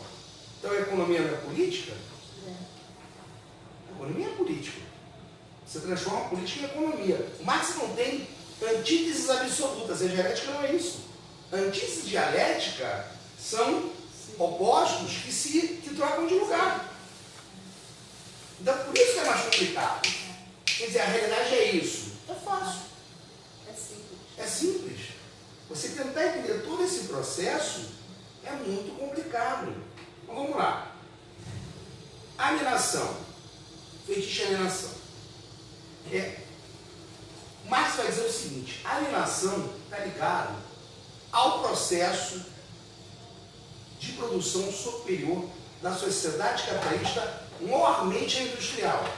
O capitalismo mercantil ainda não era de todo alienante, porque você ainda tinha o artesanato, os grêmios. Então o Ernesto, se ele é um produtor de relógio, ele produz o relógio dele inteiro, ele não está alienado do processo de trabalho dele. Ele é dono do processo de trabalho. O capitalismo industrial, ele não quer mais um cara que controla todo o processo de produção do relógio. Através da máquina, ele vai dizer para o Ernesto que a única coisa que ele vai fazer é pintar o relógio. E não é só para o Ernesto, é para todo mundo. Ele, através do baixo preço, ele destrói a oficina do Ernesto e transforma o Ernesto em empregado dele. Mas o Ernesto, que é um mestre artesão que controla todo o processo do relógio, quando ele cai na fábrica, vai ficar o dia inteiro pintando o relógio. Só isso. Então, nesse processo em que o trabalho deixa de ser natural, extensão da atividade humana, prazerosa, criação, você recria um mundo, né, na sua cabeça, em que você simplesmente, o trabalho é um ato exterior a você, imposto e repetitivo. Esse processo é um processo de absoluta alienação. E você só se submete a esse processo porque você é um capital humano. O Marx é filosófico e é poético. O homem tem a maldição de ser um capital carente de si mesmo. Meio Que... de Hã? Meio de produção. Capital carente de si mesmo.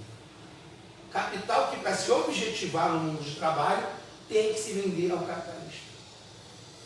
Isso é uma maldição, mas pior do que essa maldição é quando você não consegue se vender, porque você não realiza a sua vida.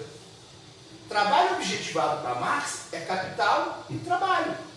Trabalho objetivado só existe com o trabalhador. Mas na sociedade capitalista, o trabalho objetivado é sempre alienado. Por isso que todos nós somos alienados. É uma sociedade que reproduz a alienação sempre. Sempre. Então, Marx vai dizer que a gente é alienado absolutamente. A gente é alienado em relação ao produto do nosso trabalho, alienado com relação ao processo de trabalho, alienado em relação aos outros homens, inclusive no processo de trabalho, alienado com relação à natureza, que a natureza se torna algo exterior ao homem, nocivo e hostil, e alienado com relação a nós mesmos. Mas eu fico um pouco confuso, até falei com o professor semana passada, com relação a essa questão de produção. Tem profissões que não tem produção nenhuma. Por exemplo, o camarada, um engenheiro ambiental lá que cuida do tratamento de água lá da estação de tratamento de efluente aí de uma grande empresa, o cara não está produzindo nada. Não sei se eu estou falando. Não, vamos lá. A sociedade é enganada pelo seguinte: o engenheiro de produção ele pode até dominar o labor dele, mas na verdade esse domínio é até certo ponto. Mas não está produzindo nada, ele está controlando a estação de tratamento de água lá. Sim, ele controla a produção de estação de tratamento de água. cujo objetivo, na verdade, não é fornecer água para a população, é fornecer lucro para... Tratando a água para que a água não polua o rio, por Tá exemplo. bom, mas olha só, o que o Marx vai dizer? Os trabalhos são mais ou menos alienados, um mais alienados, outros menos, mas todos são alienados pelo seguinte: a sua relação com o trabalho, ela é objetivada tão apenas e somente pelo salário. Você vai ser engenheiro não porque você quer melhorar a qualidade de vida do brasileiro. Você vai ser engenheiro porque paga bem. E o salário é um poder exterior ao trabalhador. O salário reifica o homem da pior maneira possível. Porque você quer um salário grande ou um salário pequeno? Grande. Qual o seu prazer no trabalho? O salário. É algo inerente ao trabalho ou exterior ao trabalho? Exterior, completamente. Seu trabalho é alienado. Seu trabalho só é reificado das duas formas, como coisa e como realidade, pelo salário que você recebe. Quando, gente, lembra que eu te chamei lá para a redução de jornada de trabalho? Eu quase apanhei na justiça. Eu fazia um programa, eu fazia uma luta pela redução de jornada de trabalho. Foi na UERJ. Não, mas eu fiz um trabalho. Depois a gente fez outro. Não, mas eu fazia mesmo campanha. Entrava toda vez naquele negócio de plano de luta da categoria. Nunca, fiquei 12 anos no sindicato, de nenhuma vez, a gente negociou com ninguém redução de jornada de trabalho. Convencer ninguém. Não, negociar com o patrão, com o administrador. Aquilo era só brincadeirinha, porque a própria categoria falava assim: olha, entre um salário maior e a redução da jornada, pelo amor de Deus, vamos discutir negócio de redução de jornada mesmo. Isso mostra como a gente está objetivado, como a gente está coisificado, como a gente, o nosso trabalho para nós, o único prazer que ele gera é o salário. Raras exceções. O povo que trabalha com a insalubridade, a periculosidade, eles falam assim: eu tenho que ganhar essa insalubridade e essa periculosidade. Em função, quer dizer, ele se detona. Ele se detona porque esse dinheiro é muito mais importante do que eu vou te dar um exemplo. Tinha um local lá no meu trabalho que era extremamente insalubre. Mas você sabe que não é local, é a função que é insalubre. Sim. Então o local não dá direito a você de ganhar um salário maior. Você pode, como é que se fala? Fechar, mas tem outro nome. Fechar o local, interditar. Mas você não. Eu trabalho no local que é insalubre. O local é insalubre, mas a atividade é insalubre. Eu tenho que denunciar o Ministério do Trabalho, o Ministério do Trabalho vai lá e fecha. Quem é que fecha um local insalubre na Justiça Federal? Só Deus, né? Se Deus for descer no seu cavalo branco, ninguém vai fechar um local insalubre na Justiça Federal. Eu fui num local, fui num arquivo do TRT. Eu falei pro pessoal: não, mas a gente não quer que feche ou que interdite, não. A gente quer insalubridade. Então, essa coisa não é. Vai ganhar mais. Quer dizer, mostra como o trabalho não é algo no qual a gente realiza. O Marx fala que o homem fica reduzindo ao instinto animal. O homem fica tão animalizado que o seu ser são os baixos instintos. É o sexo. Ele não é moralista, mas ele fala: o ser fica reduzido ao sexo, ao ser genérico, à taberna, ao prostíbulo, porque ele não vê nenhum sentido no trabalho dele. Mesmo esses engenheiros, a grande maioria está ali não porque ele quer a saúde da população, ele quer o salário dele. Você acha que naquela tragédia da Vale, a maioria dos engenheiros não sabia que aquilo ia acontecer? sabia, com certeza. Mas eles querem perder o trabalho dele de 20, 30, 40 mil reais? Esse é outra coisa. O laudo deles, eles falaram que havia risco. Risco de não fechar a favor. Havia risco, mas isso também é outro assunto. Vocês viram tiros em Columbine? Demonstração cabal do que era em ação. Tiros em Columbine. Alguém já viu? Não, Que cidade é aquela? O que ela produz? Genocídio. Colombar me produz genocídio. Colombar é uma cidade que produz bomba para matar gente do terceiro mundo. Você acha que alguém se importa de fazer isso naquelas fábricas? Não. E isso é a prova da alienação, não é uma função que é alienada. Todo o processo é alienante. E produz uma cultura alienada e reificada. Quem é o músico bom? Quem é o quê? Quem é o músico bom? É o músico que vende. Comercial, né? Essa reificação pela mercadoria, o marketing de fetiche da mercadoria. Não tem problema se eu trabalhar 14 horas e ganhar 50 mil reais. Quando um garoto pobre da favela vira jogador de futebol famoso e ganha o primeiro salário de 200 mil, qual é a primeira coisa que ele compra? Carro. É o fetiche. O homem está esvaziado de si. É isso aí. As mercadorias passam a ser a personalidade das pessoas. A personalidade não conta mais. Por isso que eu falo que tudo que vem depois, o ter e o ser do Erich Fromm, é tudo baseado em marketing. Já está tudo lá. Pode não estar desenvolvido, mas está em estado nascente. Está dizendo, essa sociedade não produz só mercadorias. Essa sociedade produz um homem reificado e fetichizado. Por isso que o cara com casco de tartaruga nas costas, da Uber, pensa que é patrão. Ele pensa que algum dia ele vai ser o Eike Batista. Eu dou sempre o exemplo daquele juiz que roubou o Eike. Por que ele roubou o Eike? O Eike Batista roubou o carro do cara, se apropriou do carro. Do Eike Batista. Né? O carro. É mais do que um carro. Ele aí nosso querido psicanalista, ele incorporou, ele foi no terreiro de Candomblé lá, bateu o tambor e desceu o cavalo lá do Eike Batista nele. O piano, até eu acho que ele sabe tocar piano. Pior do que o carro é o piano, O exatamente. piano em casa.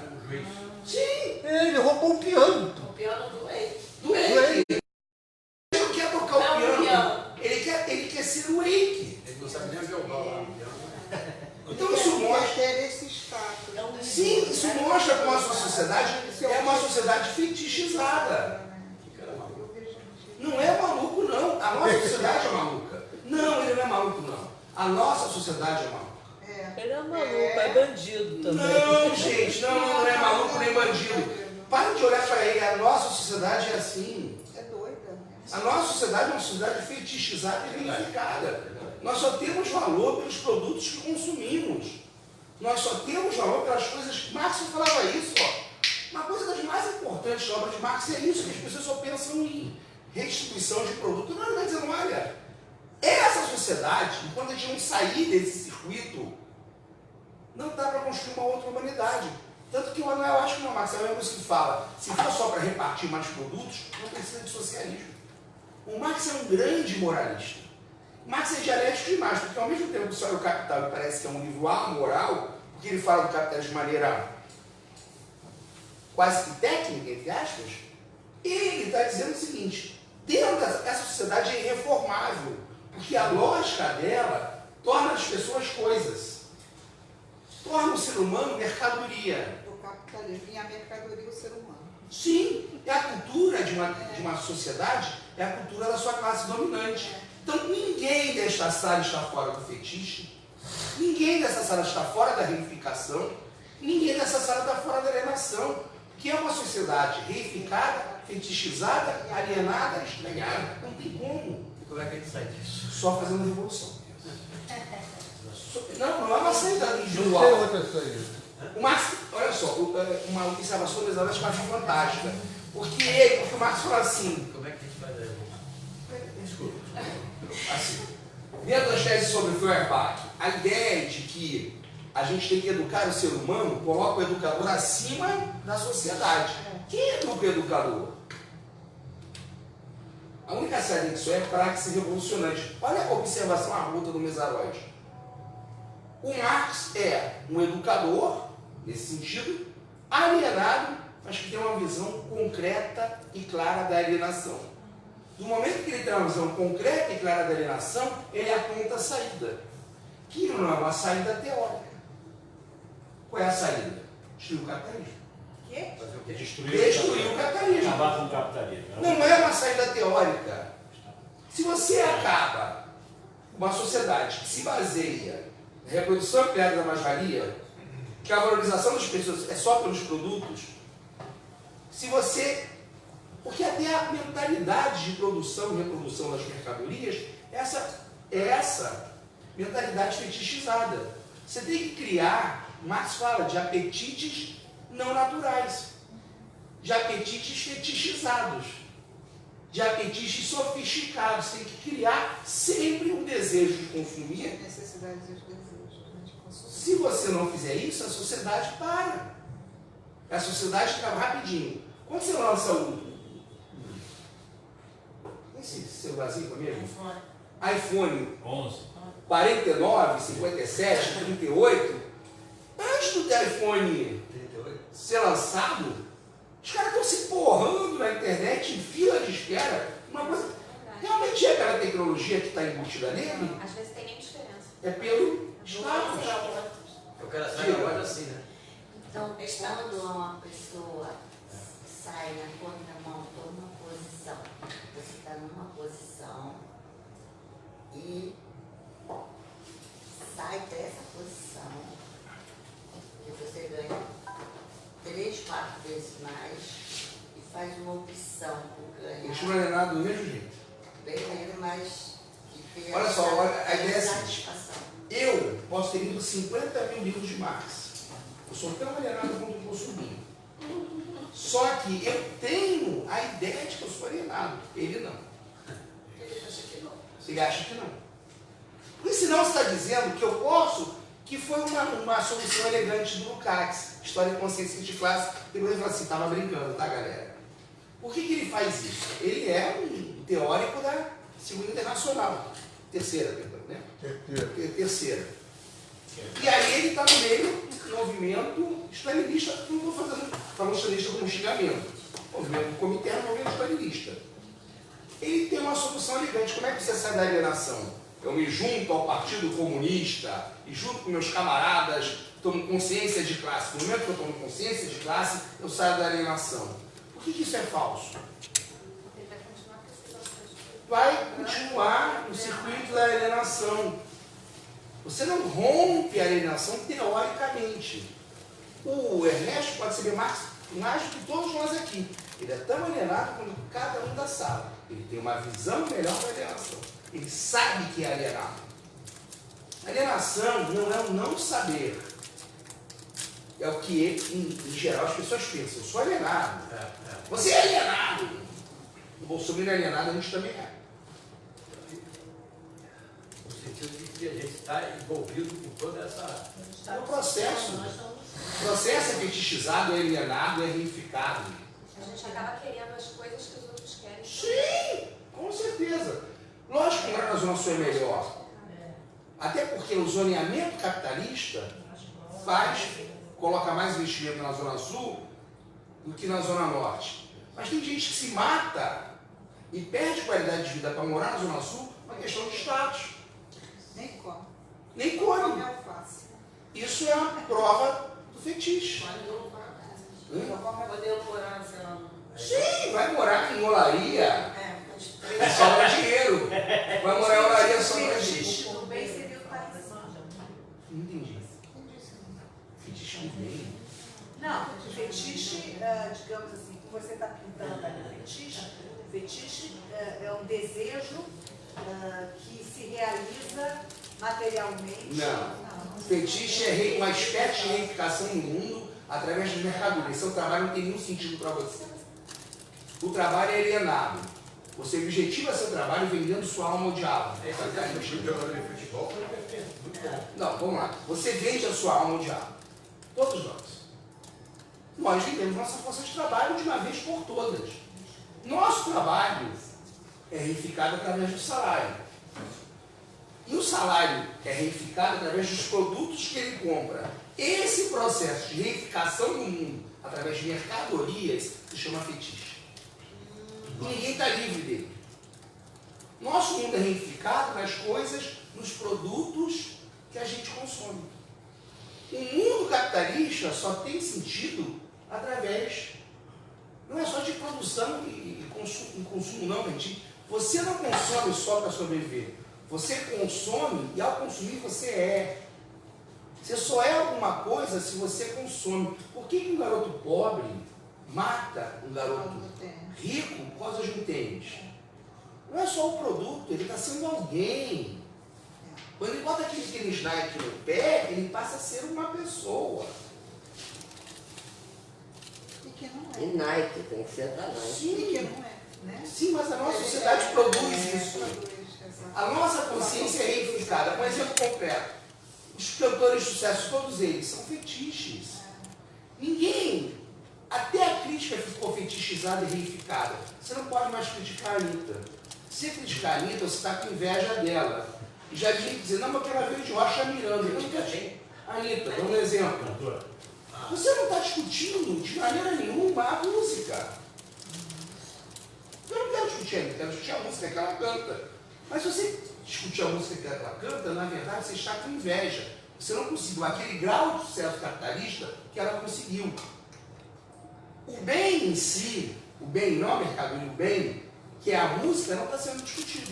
Ô, Roberto. Rapidinho, a gente está mais reificado do que na década de 60. Porque na década de 60 você discutia a qualidade da música. E ela também vai fazendo tanta plástica que ela está virando uma outra coisa. A indústria uma estética outra coisa, é diferente do que o avanço do fetiche pelo nosso corpo. Quer dar um exemplo? Olha só, eu sei que ficar gordo não é que faz bem para a saúde. Não, mas na boa. Só que é um absurdo as pessoas intervirem, chegarem para você e dizerem que você tem que fazer uma dieta, você tem que ir para uma academia. Não é só pela questão da saúde, não. Eu passei por isso um pouco. É porque nós temos a ditadura da imagem única, do corpo único. É mais do que beleza. Se você não estiver dentro desse circuito, estranhado, alienado, fetichizado, você é uma pessoa esquisita. Mas o brasileiro não era de físico gordo, por causa da alimentação e tudo isso. Foi a partir dos anos 60, sei lá, 50, quando mudou a alimentação, porque a população brasileira é magra. Mas ao mesmo tempo o brasileiro não tinha um padrão de beleza único. Até a década de 70 não tinha nem academia para você ir. Você tem muito. A prova de que a gente vive numa sociedade fetichizada, até o povo fetichizado, tem muito mais academia do que biblioteca. A maioria dos adolescentes nunca entrou numa biblioteca. Muito mais. Te garanto que 80% já entrou numa academia. E sofrem. A gente tem que entender como essa cultura domina tudo. Sofrem com isso. Sofrem. Se o seu corpo não é o padrão, você só tem meninas se matando por causa disso. Anoréxica, né? Anoréxias, crianças, meninas que estão fazendo cirurgia plástica com 13 anos de idade, 14 anos de idade. Olha como isso domina todo o espírito da sociedade. Você está misturando coisas aí. É, Criança também, que está comendo mal e está gorda, os médicos vão em cima. Não, eu falei outra coisa, eu falei o seguinte. Você podia ser gordo ou magro na década de 70, mas você não estava enfiado 10 horas numa academia. Você tem uma ditadura do corpo perfeito, que é a industrialização, inclusive, do seu corpo. O capitalismo tem estudos sobre isso, o capitalismo se torna dono do seu corpo. Turismo é ótimo, mas antigamente você podia viajar e não fazer nada. Se você hoje viaja e não faz nada, você é quase um ET. Viajei para descansar. Como assim você viajou para descansar? O seu tempo de ócio não pode ser seu. Ah, sim. Isso é verdade. Tem que estar consumindo. E posta na rede social. Sim. Instagram, tudo agora é Instagram. Sim. Então, Interessante que o Marx fala desse domínio do capital em todos os âmbitos da vida espiritual. Espiritual não tem um sentido religioso, mas espiritual, cultural. No século XIX não tinha internet, por isso que o cara é gênio. Ele não está falando num release só de produção de mercadoria, está falando de produção de espiritualidade. O capitalismo vai dominar todos os âmbitos, por isso que é tão difícil de vencê-lo.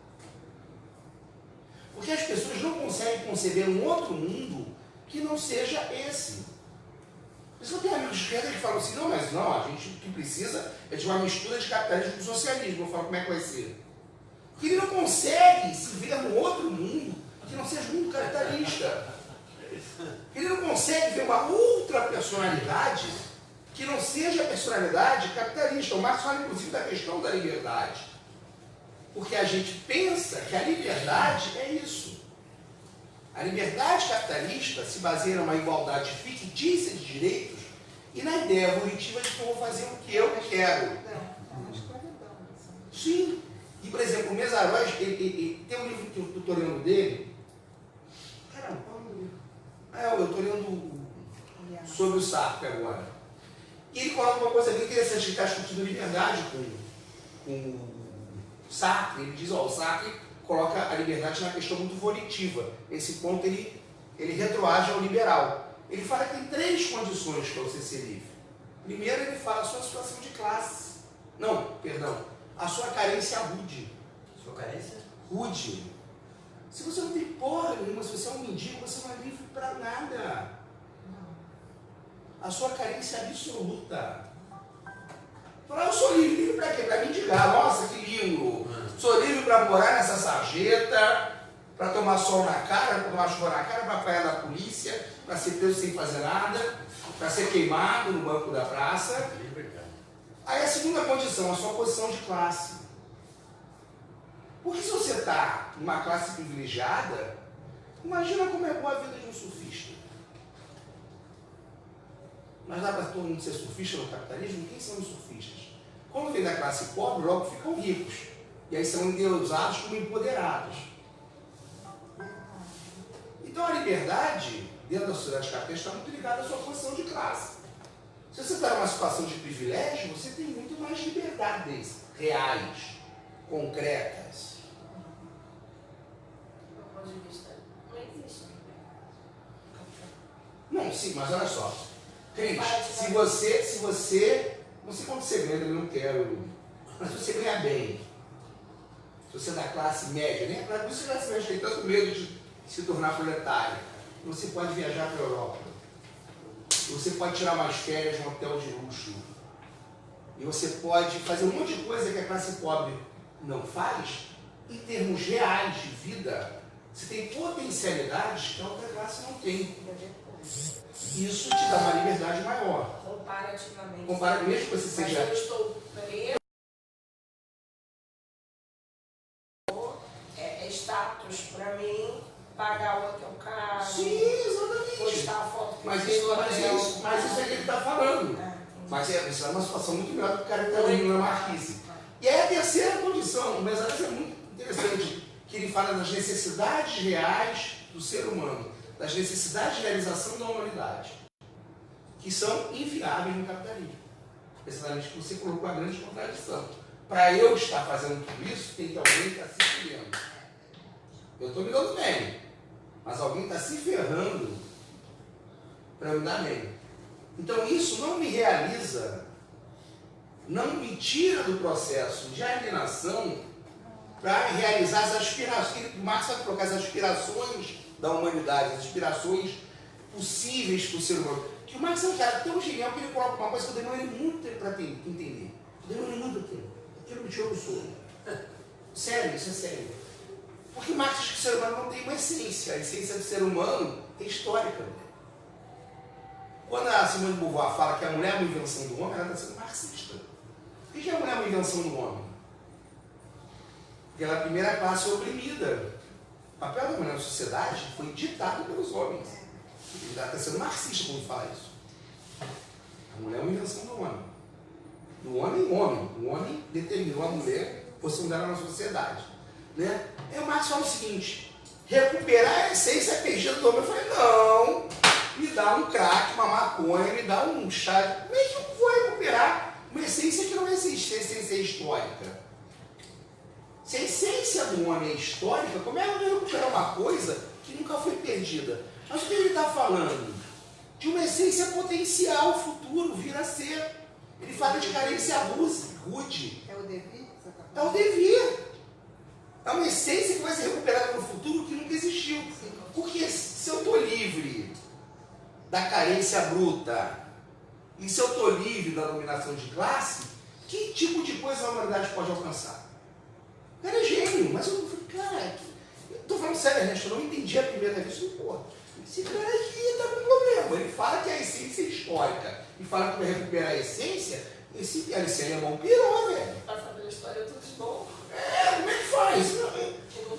Ele fala de educação dos 5 sentidos. sentidos. Ele fala que, por exemplo, a comida, para quem está faminto, não tem sabor. A comida, para quem está faminto, ela só tem a valência de te alimentar. Dá uma comida francesa para um pedreiro que está no sol, de 40 graus, jogando embalagem, e dá uma maçaroca de comida para ver o que ele vai querer. A arte só tem valor se você tem condições educacionais para admirar a arte. Se você não teve uma sociedade que te educou para você admirar a obra artística, você vai virar um bolsominion e vai ficar com raiva de tudo. Ah, sim, você está falando de uma arte, já você está falando de uma arte europeia, alguma coisa, arte? porque os nossos índios, aquilo era a arte que eles faziam. Isso é arte também. Então, vamos falar de arte, um conceito de superestrutura de uma sociedade moderna. Você não vai admirar um quadro se você não tem nenhuma cultura histórica. Se vai olhar para a Guernica, eu falo isso porque eu vejo com meus alunos do ensino médio. Quem não tem nenhum conhecimento de história quando bota Guernica, fica pensando que o Picasso tomou uma asinha de pintar aquilo ali. Fala que é obra de um louco.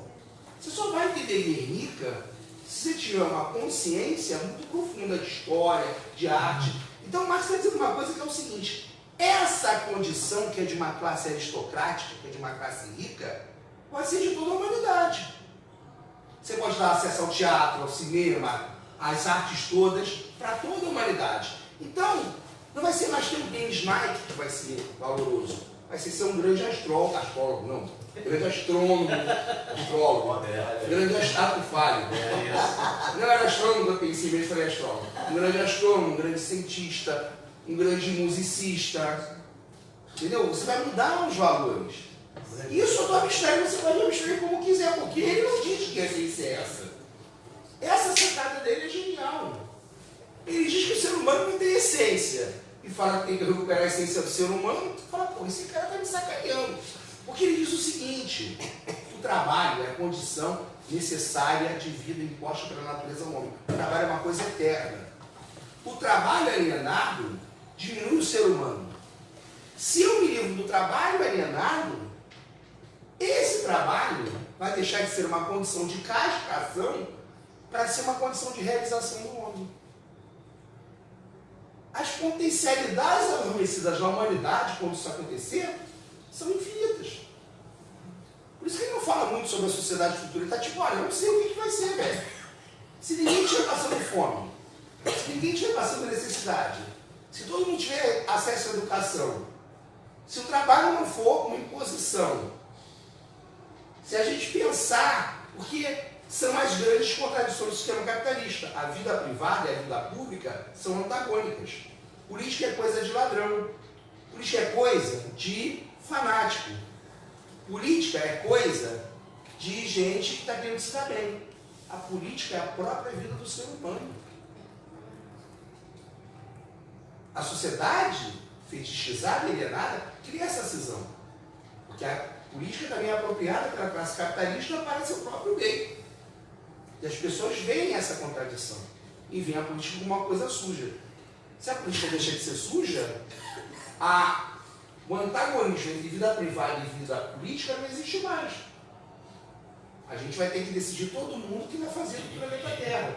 E a história de Cuba que eu achei linda, passou no documentário, não sei como está ele agora, porque está passando por um processo muito grave de ataque ao imperialismo. Eles fizeram um referendo, um plebiscito, não sei o que foi, para escolher o que fazia com o leite, porque tem que dar leite para todas as crianças, mas tinha uma pequena sobra. E o cubano adora sorvete. Eles tinham que decidir se dava um pouquinho mais de leite para as crianças ou se fazia mais sorvete. O que os cubanos escolheram? Sorvete, não foi a decisão deles. Então isso é fazer escolhas políticas. Não é o mercado que determinou, vamos produzir mais sorvete e as crianças que morram de fome. Para vender por um valor. Para vender com valor, para lucrar, não. Vamos aqui fabricar mais sorvete. A gente gosta de sorvete. Isso parece um negócio tão absurdo, mas não é. Uma das coisas. Por que eu digo que a União Soviética era socialista? Porque o Mesarois, ele mesmo cai em contradição. Porque ele fala que. Estou terminando, 10 minutinhos, só para. Ele fala o seguinte. Não comprei nada, não, rapaz. Falta 10 minutos, assim. Da sociedade do pós-capitalismo. Porra, velho, o que é a sociedade do pós-capitalismo? O que vem depois do capitalismo de Marx? É porque o Mesaroes tem uma implicância muito grande com a União Soviética, porque ele participou da revolta na Hungria. Então ele tem um ranço muito grande. Húngaro, ele participou da revolta de 56, ele foi chutado de lá. E ele é um cara muito interessante, porque ele é um cara que foi chutado da Hungria, foi praticamente expulso dos países do leste europeu e não se tornou direita, se tornou comunista. E até para fazer a análise da União Soviética, ele mostra as contradições, mas ele não tem coragem de afirmar que a União Soviética é capitalista. E uma das coisas que ele fala, os defeitos da União Soviética na competição com o mundo capitalista, era que, por exemplo, uma fábrica, eu tenho 200 trabalhadores, chega uma máquina nova, eu demito 120 e fico com 80. Você não podia fazer isso na União Soviética. Posso dar um exemplo? Sim. Que eu vivi em Cuba, agora, recentemente, com relação a essa questão do trabalho. Eu fui com uma questão de saúde em função de uma determinada medicação, que é a principal, chama-se coriodermina. A coriodermina, em função desse bloqueio econômico, ela teve e está tendo interrupções. Então, vem a cada golfados. Eu acabo de mandar uma mensagem para lá, informar que a coriodermina já está disponível. E aí, uma das pessoas que eu vi o contato lá, que trabalha na clínica, ela só levou para tirar 5 dias. E no período em que eu fui lá, que não tinha coriodermina, o pessoal do trabalho chegou a uma conclusão seguinte: se não tem coriodermina, eu não tenho por que dizer às pessoas. Então, eles suspenderam as consultas e só vendiam para aquelas pessoas que já tinham na clínica, ou seja, uma decisão interna, ou seja, não havia a obrigatoriedade, por não ter o produto, ficar todo mundo trabalhando. Então as consultas foram consultadas, foram canceladas. E agora eles voltaram ao ritmo, ou seja, é uma decisão que não tem a imposição, entendeu? Então é só um detalhezinho que você percebe essa diferença. O Mesaroes fala o seguinte, que um dos grandes problemas das fábricas, que ele fala que não é problema, mas na competição com o capitalismo, era que na fábrica russa tudo era decidido coletivamente. Mesmo no stalinismo. Tudo era coletivo decisivamente. A decisão coletiva. Não era uma coisa hierárquica, vem de cima para baixo e ninguém participa. Só que para o capitalista isso é o fim do mundo. Tanto que quando cai o socialismo, eles compram as fábricas, eles fecham as fábricas. Não dá para conviver com aquela classe operária. É uma outra cultura. Você vai discutir, porque eles não discutiam. Discutiam tudo. Tudo era discutido. Então o cara não está acostumado com esse elo de ligação entre a administração da fábrica e os trabalhadores. É um patrão, um capataz, o trabalhador que obedece.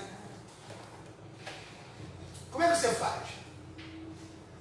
Então realmente a gente não consegue, a gente está tão dominado por isso que não consegue pensar que há alternativa. A gente só reproduz, né? Só reproduz. Para terminar, o Mesaroes fala uma coisa que é muito interessante. A gente tem que sair do circuito do não há alternativa.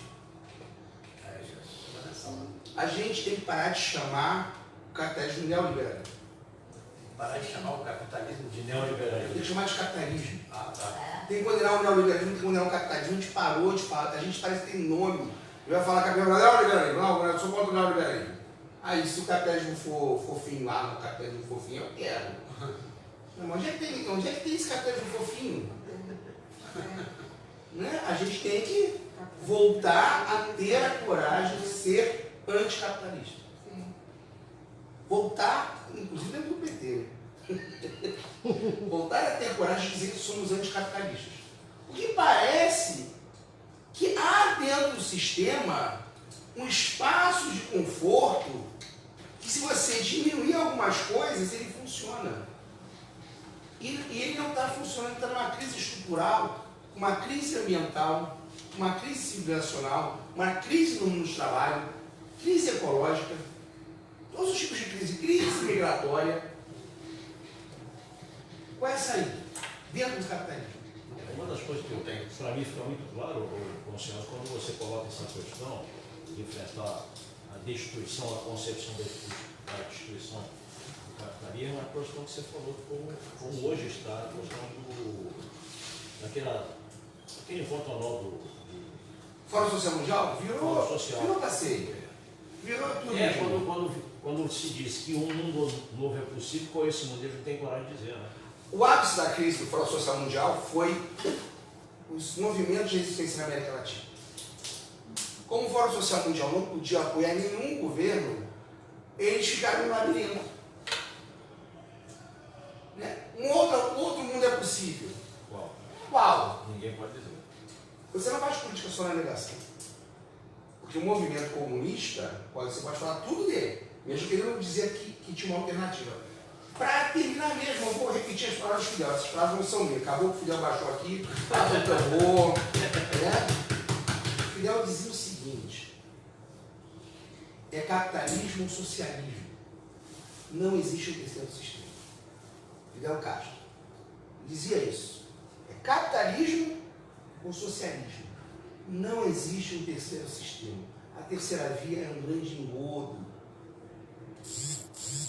É um grande engodo para iludir a classe trabalhadora. Ficar achando que há uma alternativa fofinha, palatável, maleável no sistema capitalista. Não existe essa alternativa.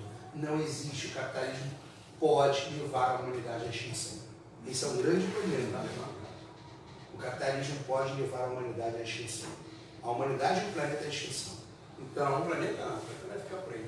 nós podemos extinguir esse planeta. Não, o planeta vai ficar. Nós podemos extinguir todas as espécies. Vocês tiveram Planeta morto. Sim. O que adianta o planeta morto, gente? O capitalismo coloca em risco A existência da vida no planeta. Beleza? Ficamos por aqui. E o sorteio? Amanhã. Vamos fazer o sorteio do... Quem está aqui no... Obrigado. Quem pode fazer isso? Eu tenho papel aqui, ó. Faz aí. A Marisol mandou uma mensagem aqui no Bota o grupo nome dela, vamos tirar por ela. pedindo para que quinta-feira ela pegue o papel dela, que hoje ela não pôde vir. Não, a última é Quantos são? São 14. Semana que Estão vem todos aqui? A Vânia A falou que ia participar, Marisol ela não está tá. aqui. Trabalho. Mas ela disse que ia participar. Vou colocar o seu nome. Vou começar pelo seu, você é o Você primeiro. chegaram e me deu aí o dinheiro? Eu dei. Você trouxe? Não, ela vai colocar ainda. Eu dei quinta-feira passada. Gente, o certificado, tem mais alguém que pediu que vai me pagar? Ela pediu para eu depositar na porta dela. Eu acho que eu pedi, mas eu não sei se eu Só tenho você dinheiro. pagou, né? Você Eu não paguei. Mas quem pediu o quê, rapaz? certificado. Como é que vai fazer o sorteio aí? Eu botei a lista no... Estou escrevendo aqui. Estou escrevendo que eu sei, por ordem alfabética. André Luiz, Ângela. No Google, não. No nosso grupo. Não, no grupo. Ah, eu entendi no Google. Falei que ferrou. Você não está no Google. Quem é que está com a lista aí? No Zap. Já botei para você. Pode botar a Vânia também, porque eu entrego para ela. A Vânia é com o V ou com Dá, W? dá. Eu achava que era Vai com ter W. luxuosa, rapaz. Mas vai comer pra pobre. Mas sabe por quê, né? Tem a Marisol. Porque o pai dela era um nazista. É, Pode saber não? não sabia não. O irmão dela chama Wilhelm, com W, em homenagem a... Mas o Leão era o Reich também. Que era anticomunista. Não era o caso dele, não. Eu estou na lista, mas eu já te pedi 3 vezes para corrigir o nome do meu livro. E eu não corrigi. Não. Qual é o nome do livro? A primeira vez que Você eu fui, bota eu a canção escrevi. chalada, não é? Canção calada. Ah, mas é que foi erro de digitação. Pô, Eu escrevi certo, foi eu que escrevi a primeira vez. E ele errou depois. Eu não tinha entendido por causa disso. Ele fica. Canção charada. canção calada. Eu só copio e colo. Estava errado, eu errei. Usei aquela juíza lá dentro. Já Isso, ele era. Já fechou lá a transmissão? Ih, a gente não... Tá mentindo até o amigo oculto.